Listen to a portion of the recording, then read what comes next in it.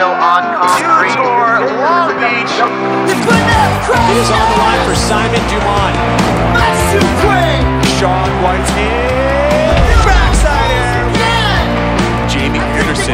She is the best slopestyle competitor the world has ever seen. Danny Davis, the grandmaster of style. 1 dip, 2 dips, 3 dips, massive. Welcome to Tour Copper Mountain. Kelly Clark has those incredible runs where you're just like, wow. Getting that around, my gosh. Alex Ferreira getting things going real big. Thank you, Dutour. Skating with ferocity, style, flow, power. Oh my word. Pamela Rosa in the top spot. That right there. Massive 540. That's the energy of skateboarding, you know, so I just love it.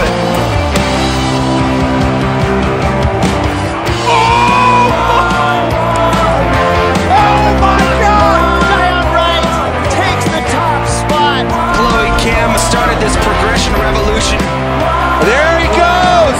Everyone's going to remember the first time they saw the triple in a competition. It started off with an exclamation point and then ended with one as well. What a way to finish. Wow.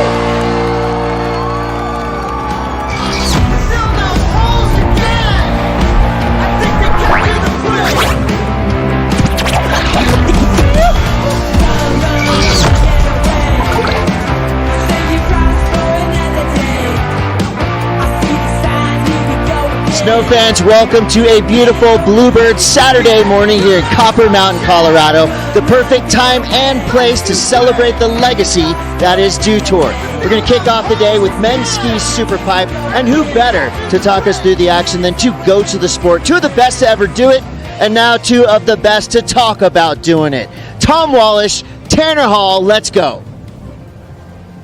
In the gate right now, the current leader, 90.75, Tanner Hall. He has been bringing a 1260 on the first hit, huge amplitude. He's got the big switch spins as well. He just really has had it all. Look at that. There's another look at the 1260. The right side 900. Here he is. The left side 9, so clean. There's the alley flat spin 360. He invented that trick, and here he is, the switch 720. And there's a good look at the 1260 there, grabbing his tail right at the end of the ski. That's definitely what judges like to see. There's the alley flat spin 3. Yes. What up, Mom? What up, Dad? Tom Wallisch right now is in 4th place. Definite contender for the overall Duke Cup title. And already an improvement on run number 1. Came off that rail a little bit early in his first run. There's the cork 9. How about this landing? Switch right side 1080. Very clean for Tom Wallisch. Oh, I think double rodeo 1080 Japan like we saw in the first run. Very good. There, when you have landings like this, And have a look at this. Switch double rodeo 1080. 94.75, Tom Wallisch. was that catapults to the lead. Mark Ionine? A big old welcome. Tom Wallisch here with Tanner Hall. A great look back at some Dutour wins of ours in the past. Those are years and years ago, but this event has been a jumpstart for all of our careers and so fun to compete in, and so happy to be back here at Copper Mountain for Winter Dutour 2024. We got men's ski superpipe today, but first we got to take a look and talk a little bit about the action that went down last night at Ski Street Style Finals. It was all time. It definitely was all time. I didn't know if we were going to go right into it, but yeah, you were right. Like, last night was amazing. Kind of had, whoa. We got the snowboarders. Right here. Mia Brooks. Women's snowboard action we watched before we came on air, and I mean, was it even a competition? Mia Brooks was down. Yeah, Mia is just, I don't know, she is really solid on a snowboard, and she looks very strong. And like, compared to the other girls, every girl was shredding. But when Mia drops in, it's just kind of obvious that she's really a lot better than a lot of people right now. And then we kick things up. We had Shipwreck play, so concert for all those here in Copper to enjoy some music, and then straight in to the ski street style And finals. Colby's Colby. Colby. He won last year in 2023. Could we have expected anything different? No. Colby Stevenson dominating again. Alex Hall and Tucker Fitzsimons on the podium as well. So an amazing event last night. As we take a look at the schedule for today, we've got tons of action. We got men skiers in the Super Pipe this morning, then the women's snowboard event in the Super Pipe. Then back to the street style course tonight under the lights. More music, more crowds, more good times with women's ski street style and men's snowboard street style. A lot of action here on this beautiful Saturday. And we've got Super Pipe action on a Bluebird, perfectly warm, awesome day here in Copper Mountain. The team has this Super Pipe looking amazing. Take a look at this thing from the drone angle. You've spent a lot of time in the Super Pipe, Tanner. Tell me about the 22-footer. What's it like in there? Oh man, it's really intense. From right when you drop in, it's, you know, whether it's 4 or 5 or 6 hits, it's really intense. It comes at you really fast. You know, kind of one little screw up, you know, could mean like your whole run. So if you land flat and you lose some speed and you don't have enough for the next trick, your run's over. So you got to be really on it. And all right, looking at the start list, first to drop, Tristan Feinberg, little Taz, I think coming out of Aspen, dude. This kid is a young buck that has a really bright future. Kid has some amazing style. And then coming up with Nick Gepper right after, dude was killing it in slope style, and to see his transition into pipe was, you know, he's been killing it all year. John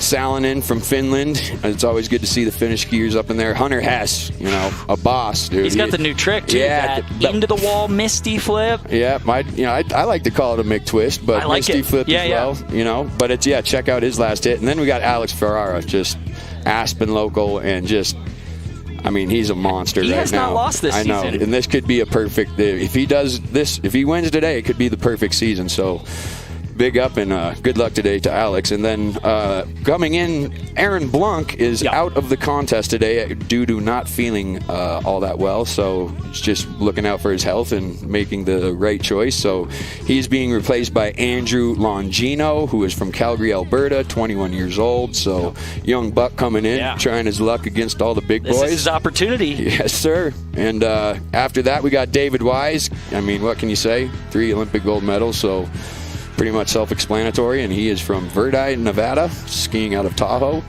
And then last guy, Brendan McKay from Calgary, Alberta, coached by Trenton Paitner. Yeah.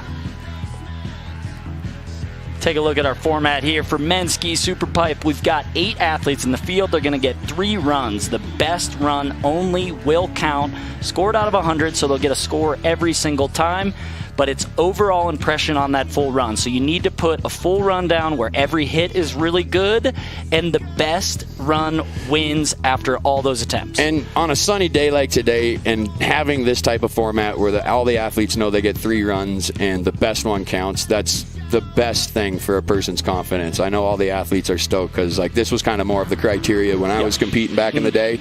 And I really feel like, you know, it gives you 3 chances. So even if you crash the first 2, you really feel that pressure for the 3rd run. And if you feed off of pressure, it's kind of a nice position to be in, you know. And let's reminisce a little bit. In the first year the Winter Dew Tour happened, there were 3 stops. You got first, 3rd, and first. So you never left the podium.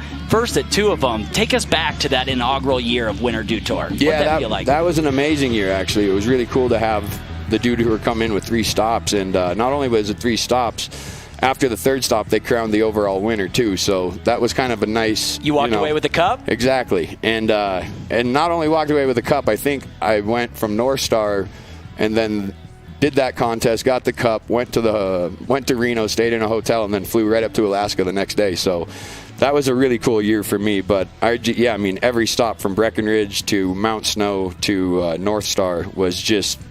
It was amazing, and it was the first year. So to be able to be the inaugural winner for the first ever Dew Tour feels good to be here, being announcing in 2024. And I think we've always talked about it in Superpipe. There's always an emphasis on height. So this year we've got the U.S. Air Force height meter. Was there always a big pillar or something in your day? What height is so important in getting for sure. amplitude, Back in my day when Simon Dumont was just going, battling. yeah, for sure. But Dumont, we were putting up that height-o-meter for him. Yep. Let's be real. That kid was on. That kid had rocket boosters in his feet back in the day. So, but I mean, it's always nice to have that height-o-meter just so you can kind of see and get a judge, because when the pipe's 22 feet tall and you see somebody like, I'm going to make a snowboard reference, but Cashew, when you see him do that huge backside air, not a lot of people realize that he had to travel 22 feet up to get 25 feet out. So he's pretty much 50 feet above dead flat ice. Yeah. And it's pretty amazing when you really think about it. So I'm really excited to see these. I'm really excited to see the skiers, because right now I know all of them have been shredding all year. They're on fire, and I'm really excited for the first kid, Taz, to drop in, because, again, young up-and-comer with that type of style that we all love to watch. And we're about to get it going, and we're moments away from the men's ski superpipe final. But for now, we'll take a quick break and take a look at some of the highlights of ski superpipe over the years. Welcome, everyone. We've got men's ski pipe final. You're going to be flying up here. You ready for this? Let's do it. Oh, the 1620 to the right, 1620 to the left. Alex Ferreira, real big right off the bat. I'm a little dizzy. Let's go, Blunt. David Wise, he's the oldest guy out there. Okay, now the double cork party is going. Aaron Blunt, he is money. Brendan McCabe. Wow. He has just gone huge. Means a lot. I've never won Dew Tour, so very stoked to add it to my repertoire.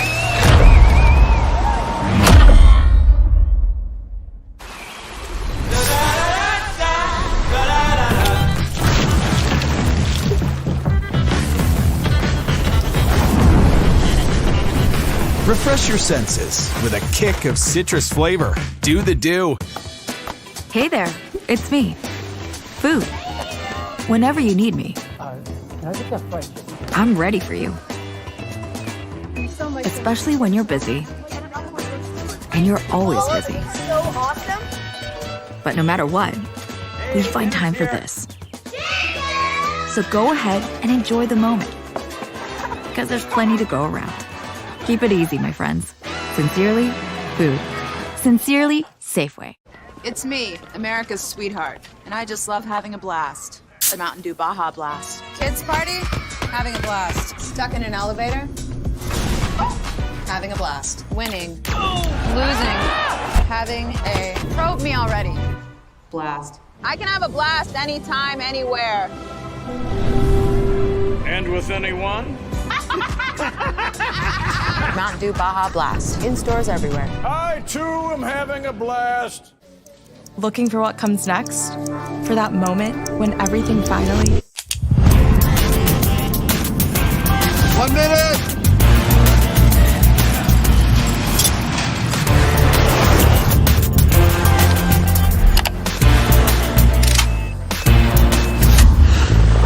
Whichever path you choose, it starts here.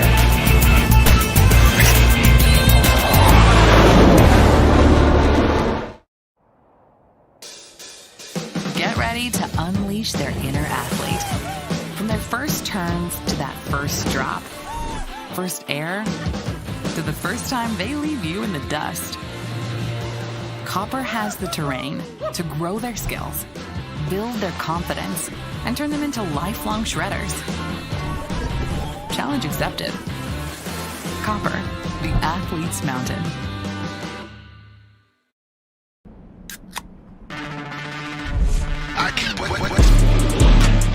Rockstar Energy, for when the session needs that extra fire.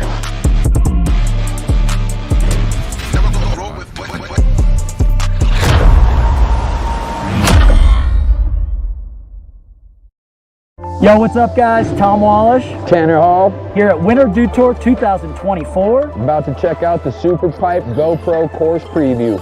Let's go. Let's get it.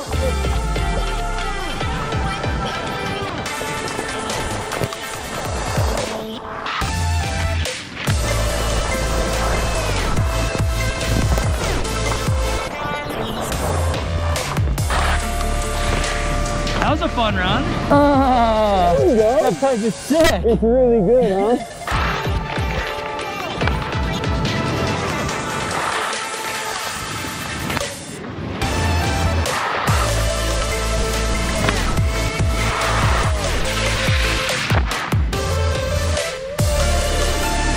Oh, wow. So sick. I can't believe how fun that is.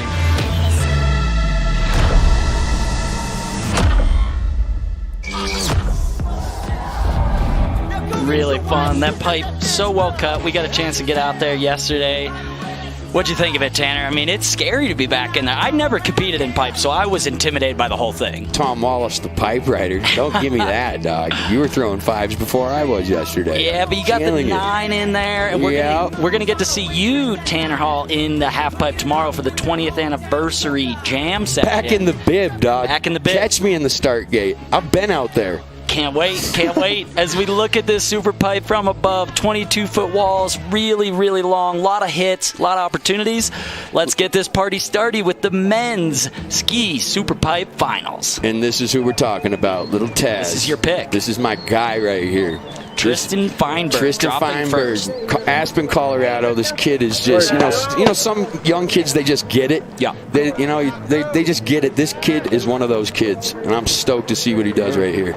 He's got flavor. He's got amplitude. You see that the goggles underneath the helmet? I know you. I know you. I know that's you. I know you rep that. I'm pretty old for it, but still do it. I heard you at Alta early season talking about like I just can't do the goggle straps over the helmet. That's true. I boom, can't. First rider out the gates, already pleasing Tom Wallace. That's what I like to see. Tristan had a rough start to the season, coming off a pretty gnarly head injury early in the year at a training camp, but just working his way back in slowly and steady, and out here to play, finally happy, healthy, and just a guy that loves to go big, add some flavor to the run.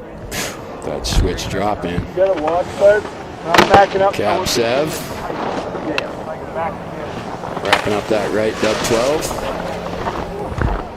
Right into the left dub 12. Yeah, back-to-back 12s. Come on, Taz. Do not pop. And those guys are massive. Oh, dude! I heard that. Did you hear the guy in the head? Like, I heard somebody talking, say, "Come on, Taz, don't pop." And yeah, as you can tell, that shaded wall looks a little overt as the athletes have been landing a little bit low. So, but nonetheless, great run. Sounded like Mike Riddle maybe in the background on the mic, the U.S. team coach, hoping he doesn't pop on that one, but. That double cork 1260 just misses the grab. Misses that grab. Let's talk about the judging a little bit. I mean, what's so important? Obviously, the doubles are big, but like me and you are big fans of the grabs. It's the style that makes the sport what it is. 100, and you don't want to have you don't want to just be touching the ski, and you want to be whatever grab you're going for. You want to grab the exact part of that ski because the judges now are very aware of where the hand is on the ski, and it's. I mean, it can be the deciding factor of some points. You know what I mean? So. Yeah. And that's a 50, so Tristan's going to look for one of the next two runs. And we are looking at this. Nick Gepper, who is a 3-time Olympic medalist in slopestyle, not in halfpipe. So he is recently retired. Look at these American coaches right here with these cowboy hats on. I mean, that fits Nick's vibe because what's he got on? Jeans. He's got on jeans. That's the Indiana roots for Nick Gepper, trying to make skiing and showcase skiing on this stage that it's accessible. That's like a Bruce Springsteen vibe up there, like Born in the USA type of vibe, you know? Exactly. And love to see Nick. I mean, his air awareness is so good, but the transition from jumps to halfpipe is hard. The halfpipe is so technical that I'm curious. This is Nick's first season competing in Superpipe. He's got some results, but could this be the first time he gets a win? I think so. I mean, he put up a new trick on his Instagram yesterday, so let's see if he can put it all together. Switch dub 10, starting off strong. Wow. Right 12. Right 12, into the left 12. All right, the right 10, and here we go. This is the new trick that we saw. The bone air to switch. Wow. That run was probably the best run I've ever seen Nick Gepper pull. I really think it was. Maybe lacking a little height in the middle there, but the tricks. I mean, 3 dubs and then the bone air. And the grabs. I mean, like you said, dude, it was all very put together.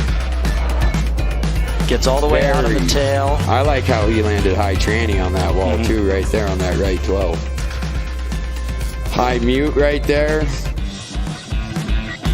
And then the setup trick for the switch, the right 10. I mean, just solid. And then this right here. I think the first person to do that was Justin Dory, right? Correct, and Justin Dory's nickname was always Bone, so that became called the Bone Air after Justin Dory. So shout out to him for always pushing the limits of new rotations in the pipe. Run 1, 87.66, so that's definitely up in first place. It's a huge score. It's an 87, but you got to imagine by the end of 3 runs, we're going to see scores in the 90s. So we will definitely see the 9 club come into play. Okay, back to the top. This is John Salonen from Helsinki, Finland. So big up whoever his coach is, because that kit is better than any of our kits put together. It's nice. That's Pete Labnaski at the top. His son Gustav used to compete a lot of times in this, and a New Zealand native who's coaching John up there, and just fun to see. That's a good kit. That is a great kit. And again, dude, I always love seeing the Finnish skiers come into play. Antti Oilia, one of my favorite skiers in the world. But this is John Salonen dropping in switch. He switched up 10. He had the Japan, it looked like, on that one. Oh, dub Japan on the right 12. Right, left 10. Switch right 7. What has he got? Left 12 to end it off. Wow, John Salonen with the full pole. That's a good run. As we take a look, you can see on the height meter over there from the U.S. Air Force, you got 5 hits. 11.7 is the highest, average of 9.9. So judges see all that stuff. The height adds in. They're looking for amplitude, but also all the technicalities, so spinning both ways, double corks, as well as grab, style, the execution. So a lot of overall impression criteria to take into account. I'd say the hit right after this, his switch right 7, that was the only one that kind of, I mean, it's an amazing hit, but it just seemed like that was lost a little steam maybe compared to the whole run, but that was still an amazing full pole. And first run in Dew Tour 2024 for John Salonen. Big up, bro. Feels good to lay it down. Yeah, what a way to start it off. It's an 81.33, so judges maybe being a bit harsh on the amplitude or some of those grabs. Puts them into second place, but we'll talk about it again. A lot of these events, we'll see the scores in the 90s that end up on the podium. So just getting things started, though. We're in run 1 of 3. Here we go. Hunter Hess, man. This kid has one of the coolest tricks. His last hit. Yep. Get ready, people, because it's one of the scarier looking tricks for a skier to do, but amazing because the kid can go really high in the air and do it perfectly every time, it seems like. So let's go, Hunter. And the movies this guy makes with Eyal, the Magma movies, like they're not normal. Yeah, he's not just a half-pipe skier. Hunter films in the backcountry, building natural jumps, films in the street environment. He builds natural jumps, huh? That's that's pretty wild. Building, I guess, jumps on natural terrain rather than with a snowcat. I got you, brother. This kid's just all around a monster. Like that hit right there. Like what? What is that? I think it's a switch 5. But it's corked, it's unique. Yeah, with that over-tweaked safety. Wow, that... Oh. Maybe a miscue on the... Yeah, I don't know. I don't know what happened there. But that's a good thing about having the 3 runs, you know what I mean? Maybe he just had... he was just feeling a little of the cobwebs, you know what I mean? Dust them off and run 2, let's go. Yeah. That first hit, though... I want to see more pipe skiing like that. Yeah, slower rotation, but it's not always about the double cork and the 1260 and the 1620. Like those slower rotations and those smaller ones can be really difficult when they're done like that. Like even Nico this year, like at X Games, watching that switch straight air first hit. I mean, there's not much to it, but it's one of the hardest tricks you can do. There's no movement really to it, but it's so hard to do it smooth and in control. It's a 43, so that's going to most likely be a throwaway run for Hunter. But again, that's the format here. 3 runs is a lot of opportunities, and only your best run will count. Okay. We got the boss coming into the gate. Alex Ferreira, in the midst of an undefeated season, he's got too many Dew Tours to count, too many results from every single event, Olympic medals, X Games, Dew Tour wins, Everything. Grand Prix, everything, and he is currently undefeated on the season. Can he maintain that today? Here we go. And his ski tech, we've got to give a shout out to Taylor Seton, keeping him going about as fast as he can possibly go all day long. And there's that, wow, right, dub 16, oh my gosh. Into the left 10. Wow. Switch right 10. Into the left 16. Okay. Two 1620s from Alex Ferreira. Those 1620s look like it's as easy as a 900 for him. It might be. I'm speechless because it really does look like it's easier than his 900. That last one he just didn't even really look like he went as high as he wanted to, but it looked like it was the easiest trick for him. It's amazing how good these kids are getting at half-pipe skiing. I really like the variety of this that run, landing too. right there. That landing. I like how he's landing up high. Maintaining speed. Maintaining speed. Like, on a trick like that to not pop, it's got to just be a scary commitment. So two 1620s, one to the left and the right. It's lame to say, but spinning both directions that much is truly like doing something. It's so unnatural to And be to able to do see it that, both ways. to see that left side 1080 followed up to switch right side 1080, but not dubs, like I'm a big fan of that. Yeah. You know. Look how low he lands on that final hit. And then obviously you see him swinging that pole. That is his signature move. It's an old mogul thing to swing the pole around. And there's a reason he's stoked. 92.66. Wow. And let's check in with Chris Cote, who's got Alex Ferreira just put up a 92.66. Alex, that's exactly how you want to start your morning, already up into the 90s. How you feeling so far after your first run? I feel absolutely fantastic. Thank you so much, Copper. Thank you, Dew Tour. Let's have a great contest. Heck yeah, what's the plan from here on out? Step it up, right? Let's get it. Step it up, Alex, your new leader. Let's go. I feel like Alex drinks a lot of coffee. He's always fired up. He's fired up. Fired up Ferreira is what his friends call him. He is. Yeah, he likes the espressos, it seems like. He's been drinking Baja Blast. And here we go. This is Aaron Blunt's replacement. Yep. Andrew Longino. From Calgary, so you know Calgary, the Olympic Park there, they've got an amazing 22-foot super pipe. They've got a Trenton painter. Yeah, they've got one of the best coaches in the game, so Aaron had to step out, but this is a huge opportunity here for Andrew to take advantage. Oh my gosh. That, ladies and gentlemen, that, I don't know if you know how he almost just died right there, but he came close to death. That was an edge catch going switch, and he held it together. I don't know how he did that first switch 7. And oh my gosh. All right, Andrew. 1260 with no pipe left. We see you. Just calm it down a bit, bud. Holy smokes, dude. That drop. Let's take a look at the top here. What went wrong? I think he started going real fast, and right there, it's that bump. Yeah. A little bit of a bump in the bottom of that transition, so the ski gets offline. Dude, I cannot believe he was able to do that cab 7. And into a right side double cork? Yeah, what? Holy smokes, Andrew. Well, I mean, his runs has the making of... Just looks like going switch is a little bit funky in there, maybe, for him today. But that could just be run 1 jitters, you know? He didn't even know that he was competing until, 5 minutes before the comp? Yeah. So way to throw it together. You can hear me. He cannot believe. That's a 64.33, so judges a little harsh there, but they got to be. He's got more runs. Get the first run jitters out of the way. 2 more runs to go for Andrew to put up a big score.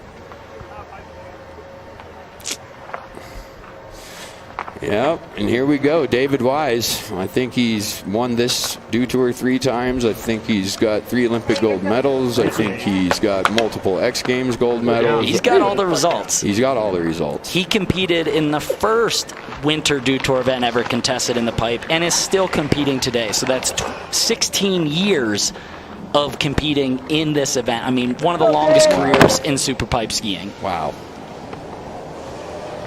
And another switch drop in. That's a really nice angle. That drone angle shows that switch dropping very well. Switch 9, switch 7. Here we go. Right dub 12 mute. Lost a little speed, it looked like, right there.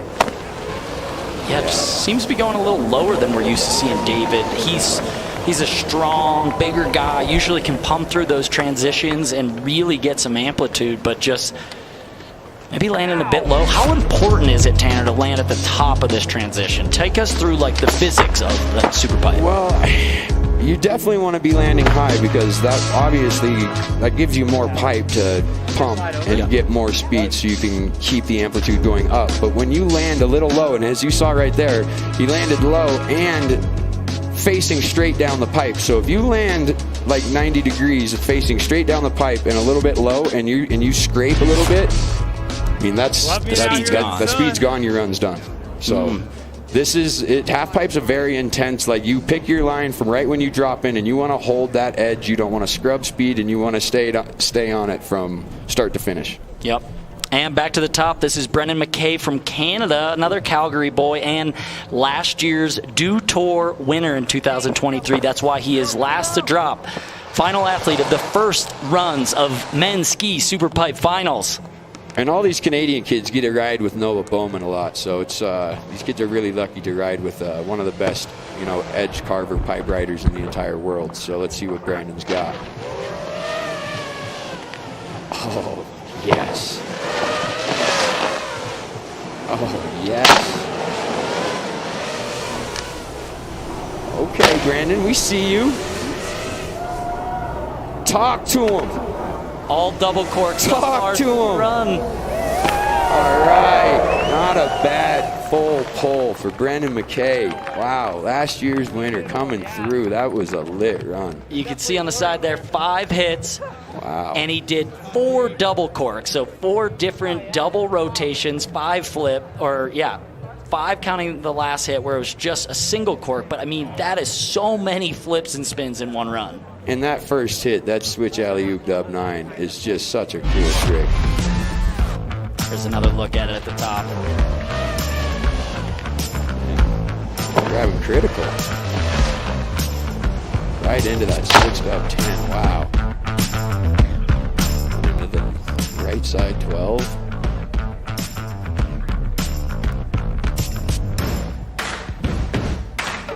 Into that left side 12.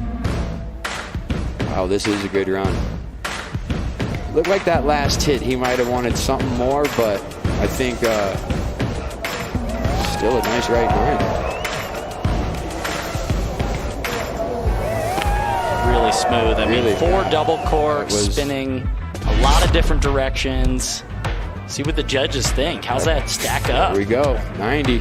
It's a 90, so that puts Brendan McKay into second place, just behind Alex Ferreira in first, Nick Gepper in third. So we've got some podium spots, we've got some 90s point scores, but that's only the end of run 1. We've got 2 more runs in the super pipe here as we take a look at Alex Ferreira currently sitting atop the podium with a 92.66. And we'll be back for more of Run 2 and Run 3, where the best run counts. And it is Dew Tour Superpipe Final.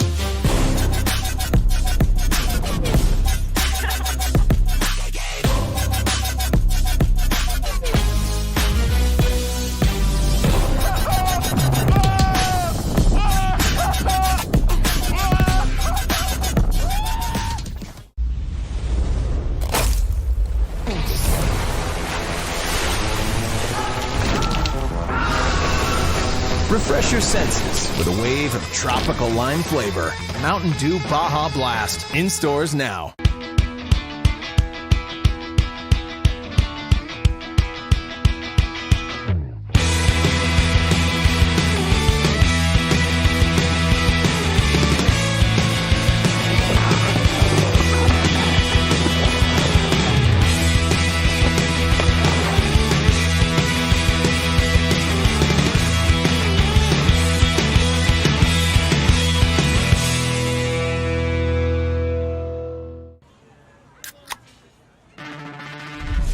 Rockstar Energy to help me take it to the next level.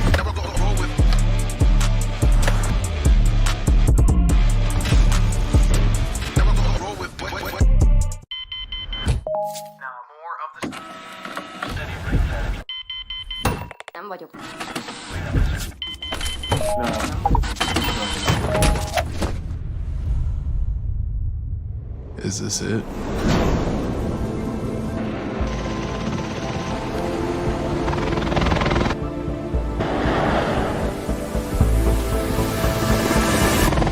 This is it!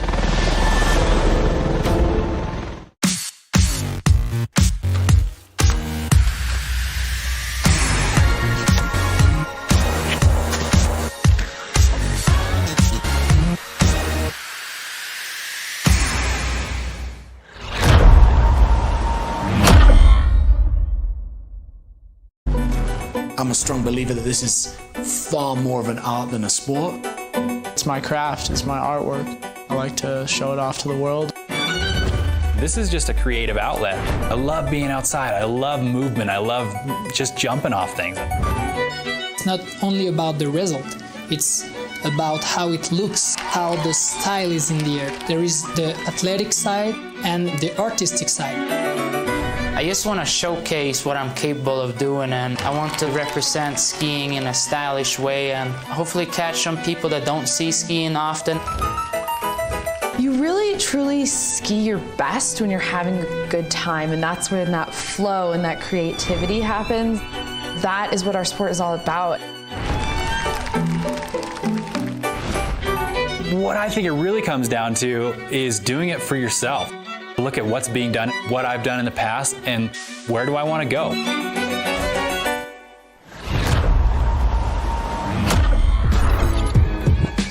Yeah, we really are having a great time out here at Dew Tour. The celebration continues. We've been doing this 20 amazing years, and so far, this year has been the best yet. I'm sitting out here watching performance art in front of us. The skiing has been next level already, and that was only round one. I can't wait to see what happens in round 2 and 3. I got one of the best seats in the house, especially if you like to get sprayed in the face by the world's best skiers. They'll be dropping in any minute. Look, this place is popping. The rail's full up there, the paddock's full. It's a party already. It does look like a party. Thanks, Chris. So fun down there. Skiing really is an art form. Same with all these action sports. The beauty of it, the grabs, the style. Just so fun to watch as we get back into the Superpipe for run 2 of the men's ski Superpipe finals. We're back to the starting order. All these athletes will get another 2 runs at it as Alex Ferreira sits in that top spot with the 92.66. Yeah, Taz, we coming back. We back up to the top. Little man had a little trouble on the first run, but he ready to clean it up. He got the tune in his ears. You can hear him mouthing the music, bro. He's feeling the vibe. The sun's out. He's giving pounds. That's what it's about. He's pounding all of us out there. Let's get it, Taz. I kind of like this. I kind of like the style where you just kind of, he's doing his thing right here. He doesn't feel no pressure. There's no, I got to drop in right away. He's on Taz time right now. Get to your spot. I mean, there's something to be said about dropping from the same spot, going in with as much speed as you want, but not too much to handle the compression of that wall. So get to your spot, wait for that song lyric to kick in or whatever, and go for it from there. And looking like it's about that time. Here we go. Tristan Feinberg dropping in for run number 2.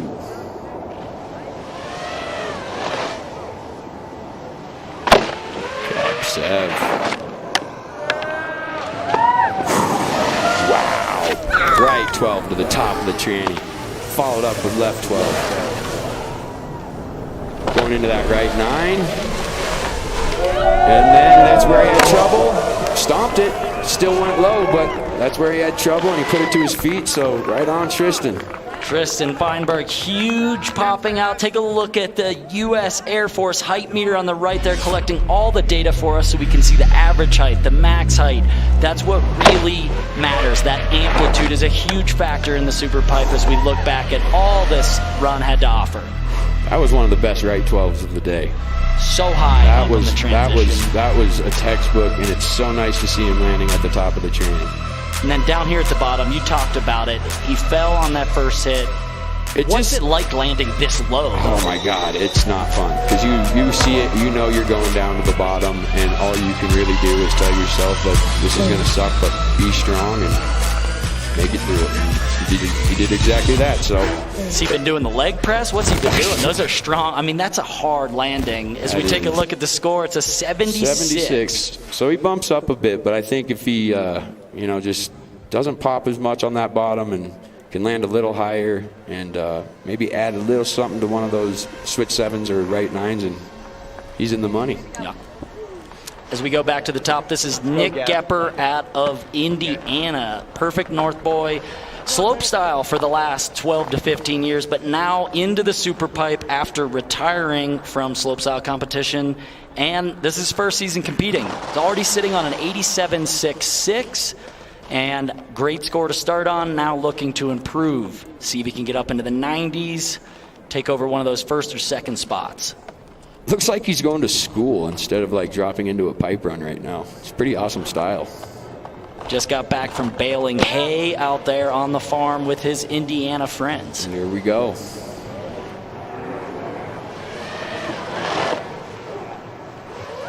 Switch right 10 to start her off. Right dub 12. Wow. Gepper's landing up high on that wall too. And that. Gepper. Back-to-back dub 12s. That right 10, and here's that switch bone air. Ended a little low, but I mean, that's a new trick for him, and he is grabbing it and doing it very well. And yeah, Nick, I can't believe my eyes every time he drops in. I mean, just so impressive to make the change from one discipline to the other and be so proficient so quickly. Those two double cork 1260s to the right and left. left. Look at those landings right there. Both of them just at the top. He's got to have an advantage. He must have done 1 million of those in the slopestyle course over his years of training, but also the half pipe is a different breed of beast to be able to ride that transition. And then here's this new trick. Oh. Wow. That's, yeah, Nick. Justin Dory would be proud. The bone air. I mean, it's... Making Dory proud, making those boys proud right there as well. Coaches are stoked. Let's see if it's an improvement on the 86.66 for Nick Gepper. It is 91. Wow, okay. Let's go down to Chris Cote, who's got Nick Gepper in his jeans at the bottom. That's right, Nick. New tricks, old faithful blue jeans. What was the decision with the fit check this morning? Oh, dude, at the beginning of the season, I was like, I'm wearing jeans no matter what. It's for the people. I had a crazy morning. There was a car wreck on the highway, and I had to hitchhike here. I got a ride in the back of the cop car, so shout out to Colorado State Patrol. Today's already sounding like the beginning of a great documentary, so from here on out, what are your goals? Oh, man, I want to win, baby. Just win. I'm honestly having the most fun I've ever had skiing. It's such a pleasure to be here with all these boys. They're so amazing, and I'm like the highest amount of grateful I've ever been, so. Hey, we're grateful. The crowd's grateful. They got your back. I think blue jeans are coming back in, boys. Blue jeans are back. That is an incredible story. Hitchhiking with the Colorado State Police. But it got him here in time to do this perfect run for a 91, moving up into second place, just a point or two behind Alex Ferreira. I think well-deserved, too. Yep. I mean, I'm so impressed by Gepper's transition into the half pipe, so awesome. Oh, fit check up top. Best dressed goes to the coach. And here we go with John Salin, the Finnish crusher. He had a full pole first run. He did, sitting on an 81.33, so great place off the podium right now, but so much to build on. I think you clean up a couple grabs, maybe a bit more on the amplitude, and all of a sudden you find yourself on the podium. Yep. Switched up 10 like a boss. Wow, that right dub 12 with the dub Japan. See. Oh! Wow. Yo, that dub 12 at the bottom. Really good. Holy smokes. It almost looked like 2 different tricks. He like did a cork 7, stalled it, and then was like, no, I'm going to dip this. That was pretty sick. Good on the average height there, above 10 feet. Take a look at this again in slow-mo. Let's take a look at the switch double. Just a couple low landings, Tanner. I mean, I feel like this right 12 is good. Some of them are a bit low. I think right here, that low landing, the low landing he had on this left 10. But look at that grab. Yeah, the grab was insane, but this low landing, now watch what it did to this hit. Small. You know? Yeah. That's the big part of this run. That switch right 7, that's a little lower, but this finishing hit. Look at that's like a cork 7, and he almost like opens up, looked at the crowd for a second, and then was like, "Oh, see ya." See if he locks in the grab. Judges very particular. Like that. Wow. I mean, he did. Clean that up, John, please. Yeah, look at that. The Coach Pete, dude. Look at that. What is that? What kind of North Face is that? Is that just North Face? Is that a Gucci North Face? That's something special. I mean, Pete's the only one repping it. What do you think, Tanner? Where's that slide him in? Oh! 88, so... A big improvement. Yep, he's still in 4th place. A big improvement, but I think he's got a little bit more in the tank, and I know he can go a little bit bigger on that switch right 7, do a little bit better on that last hit. So a little bit better on the grabs and amplitude, and that 88 could easily be a 90 plus. I mean, the runs there, it's just all about the execution rather than like the technical difficulty. And here we go. If this kid puts it down, this kid's a definite podium contender. Hunter Hess has one of the funner runs to watch right now. Had a little trouble in the first run putting it down, but I know this kid, and I know his contest head, and I know his head, and he's about to lay it down.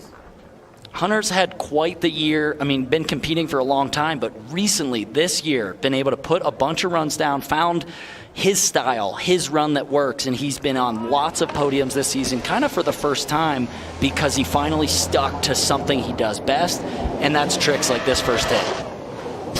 Wow. Switch 5 over tweak safety. Switch right 10. Into the left 12. Come on, Hunter. Into the right 12. Does he? Oh. Yeah, it's a game of not popping today.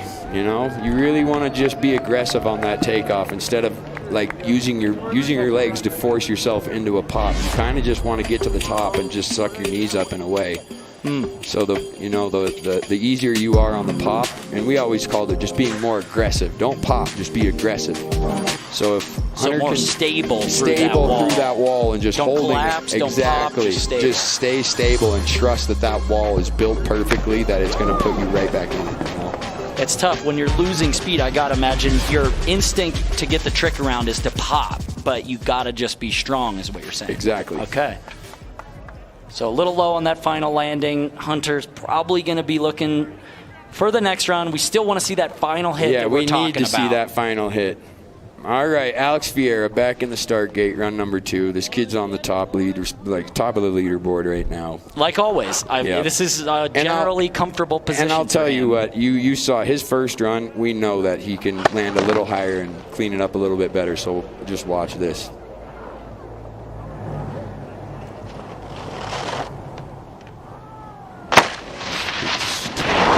Off. Oh my God. There it is. That's a cleaner 10 already. Come on. Switched up.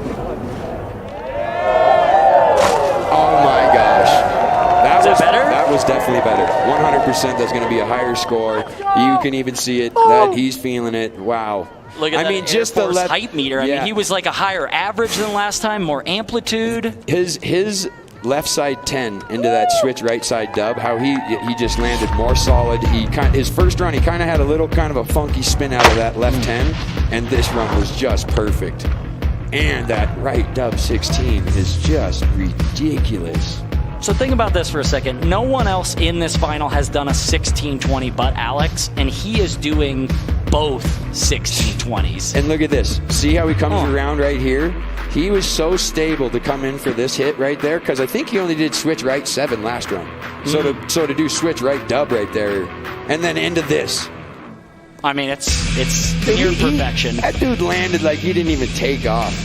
Might as well be sleeping right there in the air.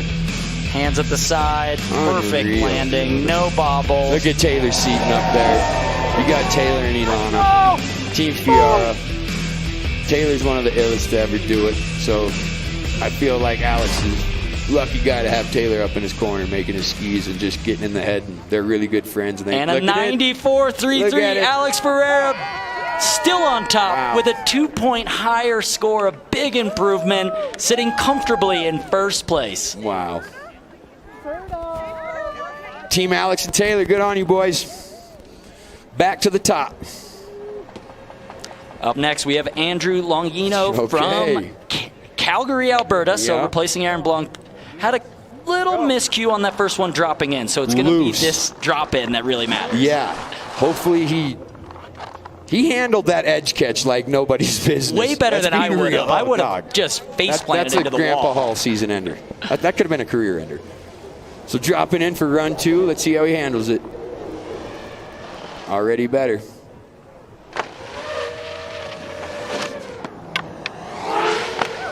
Right dub 12. Ooh. Left sev.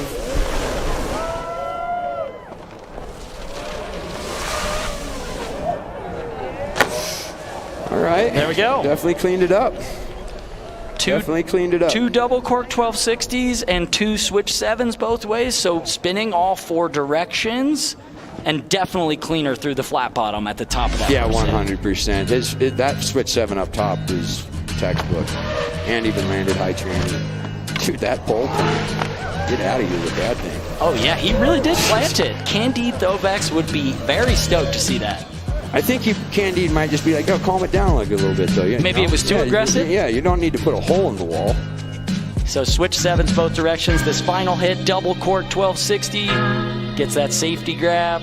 This is a full pull. That is a full pull. Should be an improvement on the 64.33 that he's sitting on. Let's see how much it is. All right, 72. Moves up a bit. Andrew up into 6th place there, 72. Yeah, Andrew Longino, first time at the Dew Tour. We got Brandon McKay up next. Brendan McKay. We got David Wise first, then Brendan. Oh. I'm reading the screen wrong, Tom. That's totally fine. What do you think David's going to do here?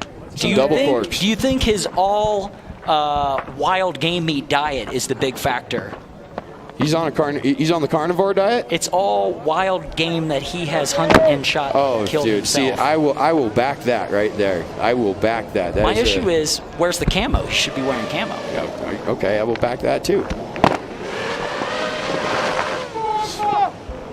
Switch 9, switch 7. 8-12. Just landing a little low. Landing really low. I don't know. Looks like the speed's just giving Dave just a little bit of problems today, but we've seen this in the past where he's kind of struggled on a couple runs and then run 3 comes out and wins. So exactly. I mean, David Wise is a powerful skier. I feel like the pipe, the way it's cut, like you're saying, you want to be aggressive but not pop, but he is like a powerful athlete who trains for this. Maybe he's just popping too hard on every hit. He seems to be landing low, losing amplitude, and makes it really hard to get through all these technical tricks. Yeah, sometimes when you put those tricks on a pedestal, bro, it's like, it's kind of like that girl that you want to, ask out on a date and you're putting it on a pedestal and that's why it never happens. So you just got to let it flow. Got to let it flow. And this is Brendan McKay, last year's Dew Tour winner. Started things off with a 90 in one run, so a solid run, currently sitting in 3rd place. Ooh. Brendan at the top for the final run of run number 2. Let's see if Brendan McKay can improve on that 90-point score to get back potentially in the lead or at least move up a position or 2. His first run was amazing, so let's hopefully he can build on it and jump up a couple spots.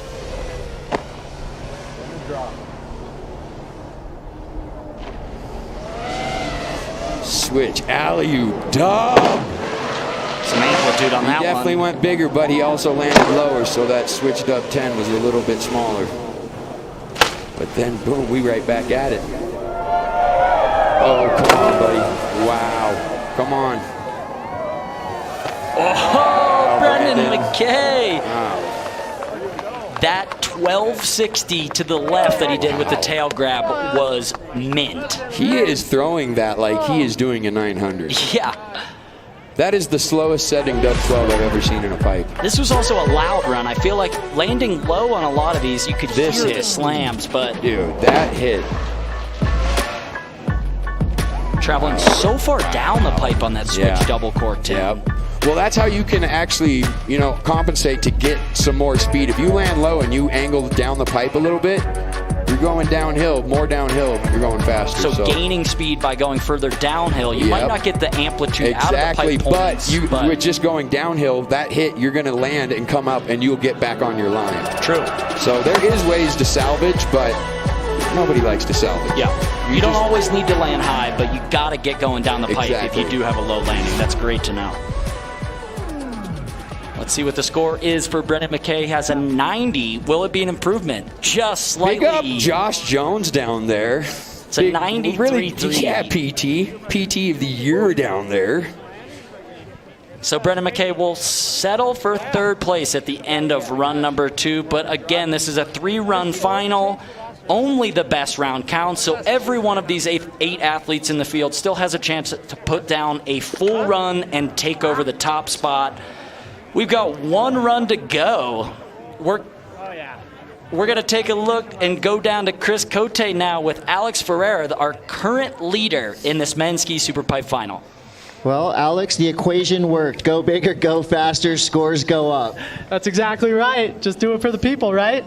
I love to see it, and beyond the points, beyond the prize money and all that stuff, can you put into words the joy that you felt riding out of that pipe after you nailed that second run? There's no other feeling like it. It's priceless. It's just pure jubilation, euphoria.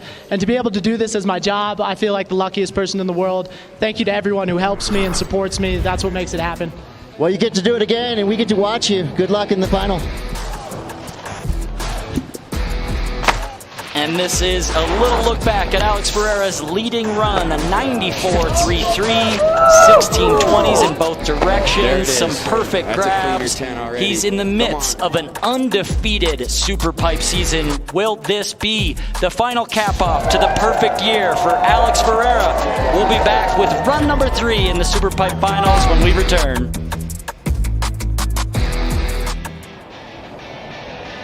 Get ready to push your limits. Hell yeah. We're trying. That's fun. It is fun. Expand and I your like skills. getting into that stuff with you. I kind of... Unleash your inner athlete.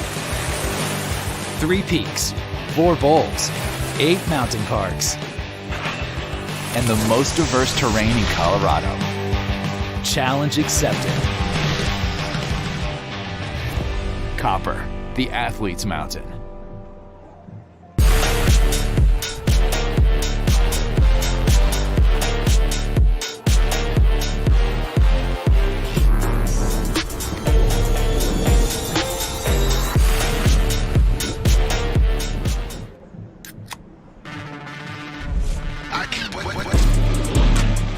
Rockstar Energy for when the session needs that extra fire.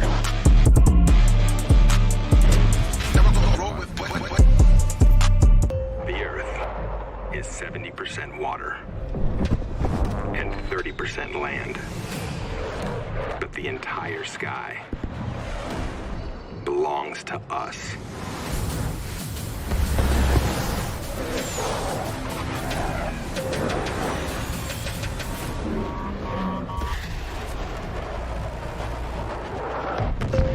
Copy that. Aim high, Airman.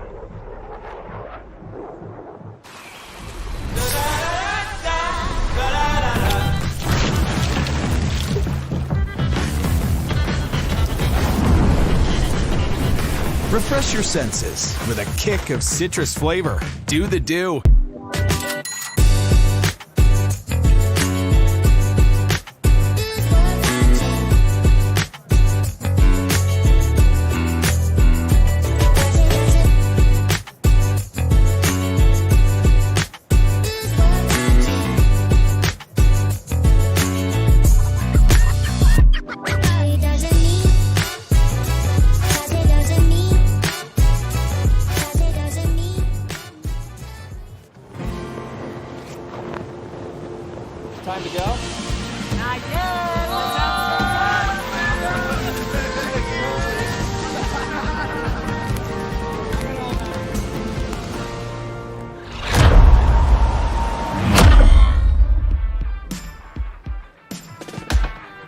Scan now and use code DEWTOUR for 30% off Corduroy's beanbag chairs.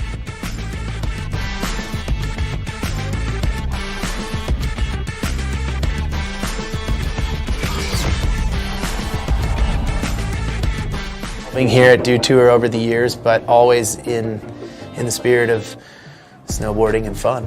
Come on up, come on up. This way to the fun zone.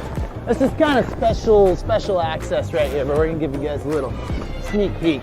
All right, beanbags. Get comfortable on the beanbags, dude. Don't be scared to just hop into a beanbag, okay? Or you can sit right here and have a little drink. We got a DJ set up over here. Don't touch. This is what we're here for, folks. All right, guys, come on, come on, come on. One thing you gotta do at Dew Tour is get yourself some Mountain Dew swag. Not only crush Dew, but you wanna wear everything Dew. Yo, what's up?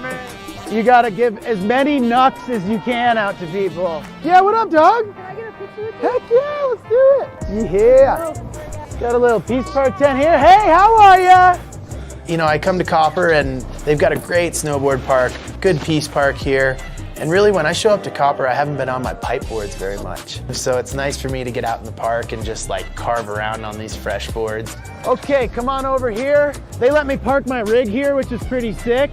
It's kind of the main Dew zone. Come check it out. Come on, come on. Spin it up. I don't know what it's for, but it's cool. This is for jibbing. You come up here, backside tail slide. Come get your photos taken and your beautiful art backdrop. This stud here, he's gonna be around. You guys are gonna see him a lot this week. Come quickly this way. It's gonna be popping. There's gonna be music on this stage, people jibbing in the street style course, half pipe contests. We're not your basic contest. We've gotten to have fun and change up the format a bit, change it up to a modified super pipe, take out slope style and add a street style jam. Come on out, come hang with us. I'm gonna go to practice. 20 years of Dew Tour, folks.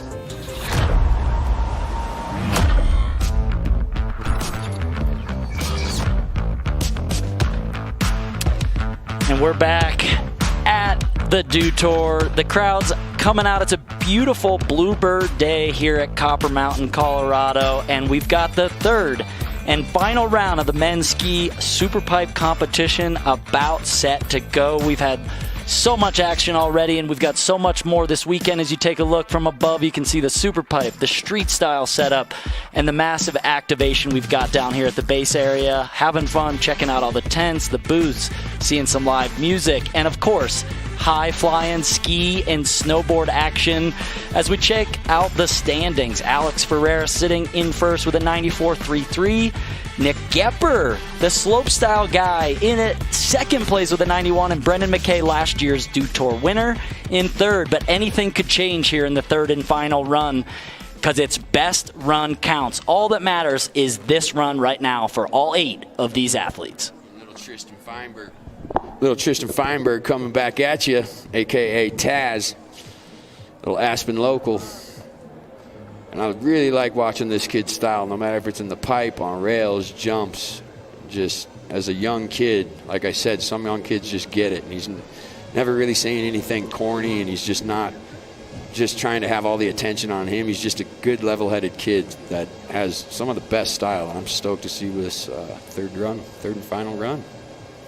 What's he got to do to improve on that 76, Tanner? You know, I think Taz, like you said, he might just be easing back in, because, like, if you have a serious head injury, you know, the brain is, like, the most special part of the body, the brain and the heart. So I think if Taz just, you know, keeps it on edge and tries to land higher,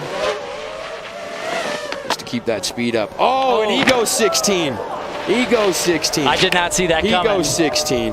I didn't see a 16.20 coming there. Even that he didn't ride that out, just to see him actually, you know, go for it, third and final run, that's what this is about, bro. Like, you're not going to get any better if you don't try these tricks in a contest setting. You could do them outside of a contest setting all you want, but to actually see him commit to that 16, that's... And that was not a fall. That was just a bobble on landing. I mean, he basically puts this down. He's inches away from it being perfect. Oh, yeah, Taz. Wow.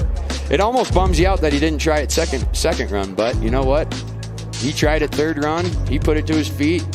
And like you said, he didn't fall. No, that's close. It's so close. And that's going to just be good for your confidence to go into the next contest.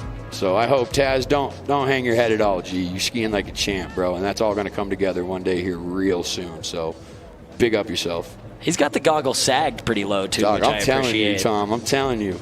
You watch more of that kid skiing, you're going to be hyped. Okay, and next in the gate, Nick Gepper in the jeans with the flame helmet. I was going to say, that's a flaming helmet. That's a flaming helmet. That thing is on fire. His head is on fire. He's currently sitting on a 91, put 2 really clean runs down, a big improvement on run 2, and now he's only 3.33 points away from Alex Ferreira, but we got to say, Alex's run is going to be almost so technical. It's going to almost be impossible to beat today, but I'm going to tell you, Nick is the MVP rider of half pipe right now in my mind, especially coming at you with that bottom trick, and that's a new trick, and it just seems like every time he's getting in the pipe, he's coming up with something new and trying to just make his run more and more polished, and now it's looking like he's been riding half pipe his whole life.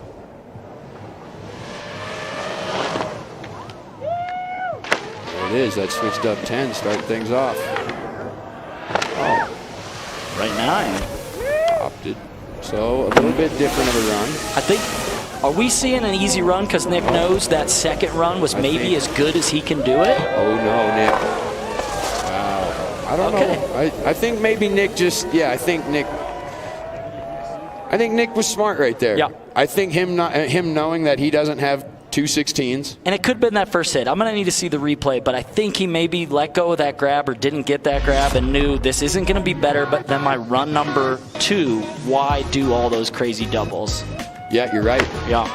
You're totally right. So this is just a professional competitor. He's been competing for 15 years. He knows it's only your best run that counts, and if you miss up one trick, you can't come back and make up those points. It doesn't work like that. It's got to be a full pull top to bottom, so he just went out and had fun. Good on you, Nick. It's really cool to see you in the half pipe and actually not just doing it, but I think I could do that right side 360. That might be a trick I could do, but none of the rest of it. You don't think you got the boner? I don't think so. As we go down to Chris was an absolute hammer. Third run, kind of cruising, but I think it's official. You're currently the people's champion, Nick. Hey, I appreciate it. Like I said before, man, I'm just grateful to be here and rocking the jeans. The jeans for the win on the day. All right, well, sitting in second place, now you get to be a fan like the rest of us. Who do you think's got the top spot? Man, you know, Ferreira's hot right now. It's going to be hard to beat Ferreira, but, I mean, I got faith in all these boys. On a day like this, I mean, come on. This is why we come. Let's hear it for Nick. Great to see Nick skiing so well. Grew up, there are no half pipes in Indiana, I can tell you that much. So he had to wait till he moved away from Indiana to be able to get good at this. But such a good skier as we go back to the top. All right, John Salen. I don't even know how to say his last name. He's from Finland. Salonen. He's from Finland. He's lit. Kiitos, if we're saying it wrong. Yeah, Kiitos, bro. But we're coming in. Third and final run. Sitting on an 88, so just needs a few extra points on his final run. And he goes switched up 10. Already starting to change it up. Switched up 10, right up 12. Ooh, just landed a little. He was going for it. He was going for it. And that's so nice to see on third and final runs that just not keep it safe. I love seeing people not keep it safe. Exactly. We've been told to keep it safe and be safe for the last 3 years way too much, dude. I'm ready to be dangerous. Okay, he's ready to be dangerous. See, there's 2 trains of thought there. You either not keep it safe, but you try to improve the run you did. But I love the attitude of going for the bigger, better tricks, because that is how on the third and final run you can really wow the judges. Doing it really well is one thing, but bringing something new makes them think, oh, wow, we got to put that higher. Especially on the third and final run.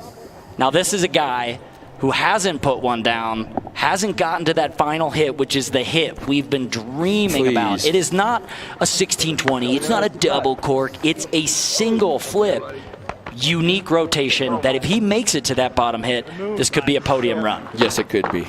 And I just really hope that he makes it to that bottom hit because the people need to see this. This is probably the coolest trick in half-pipe skiing right now.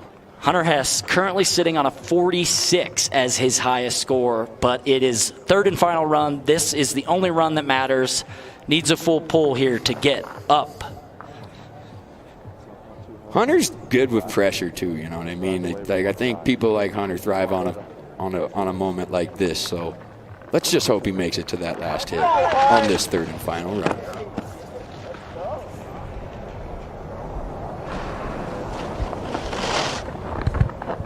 Ooh, love that first hit.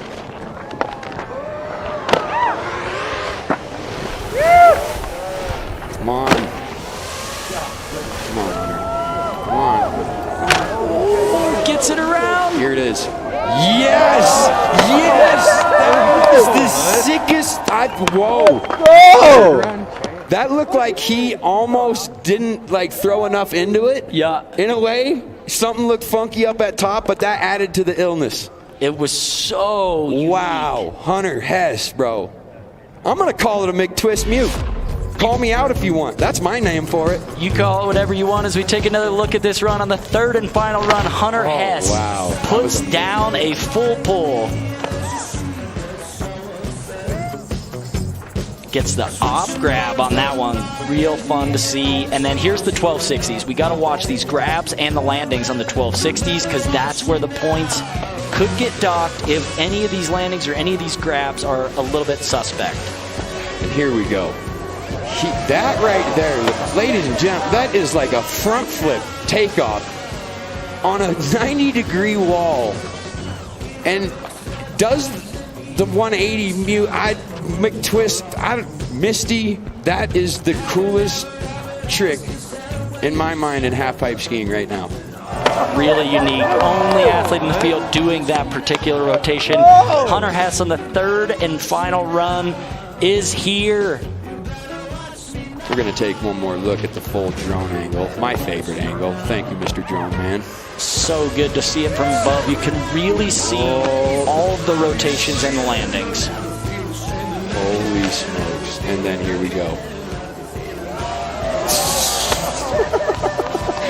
It's so good, it's laughable. Wow.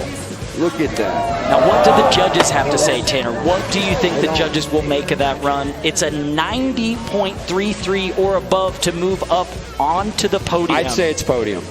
I don't think it's taken over Alex, but in my brain, if I was a judge, I'd put that in the podium. It's an 87.33 for Hunter Hess, and he'll have to settle for 5th place. And that's why I'm not a judge. Right there, Tom.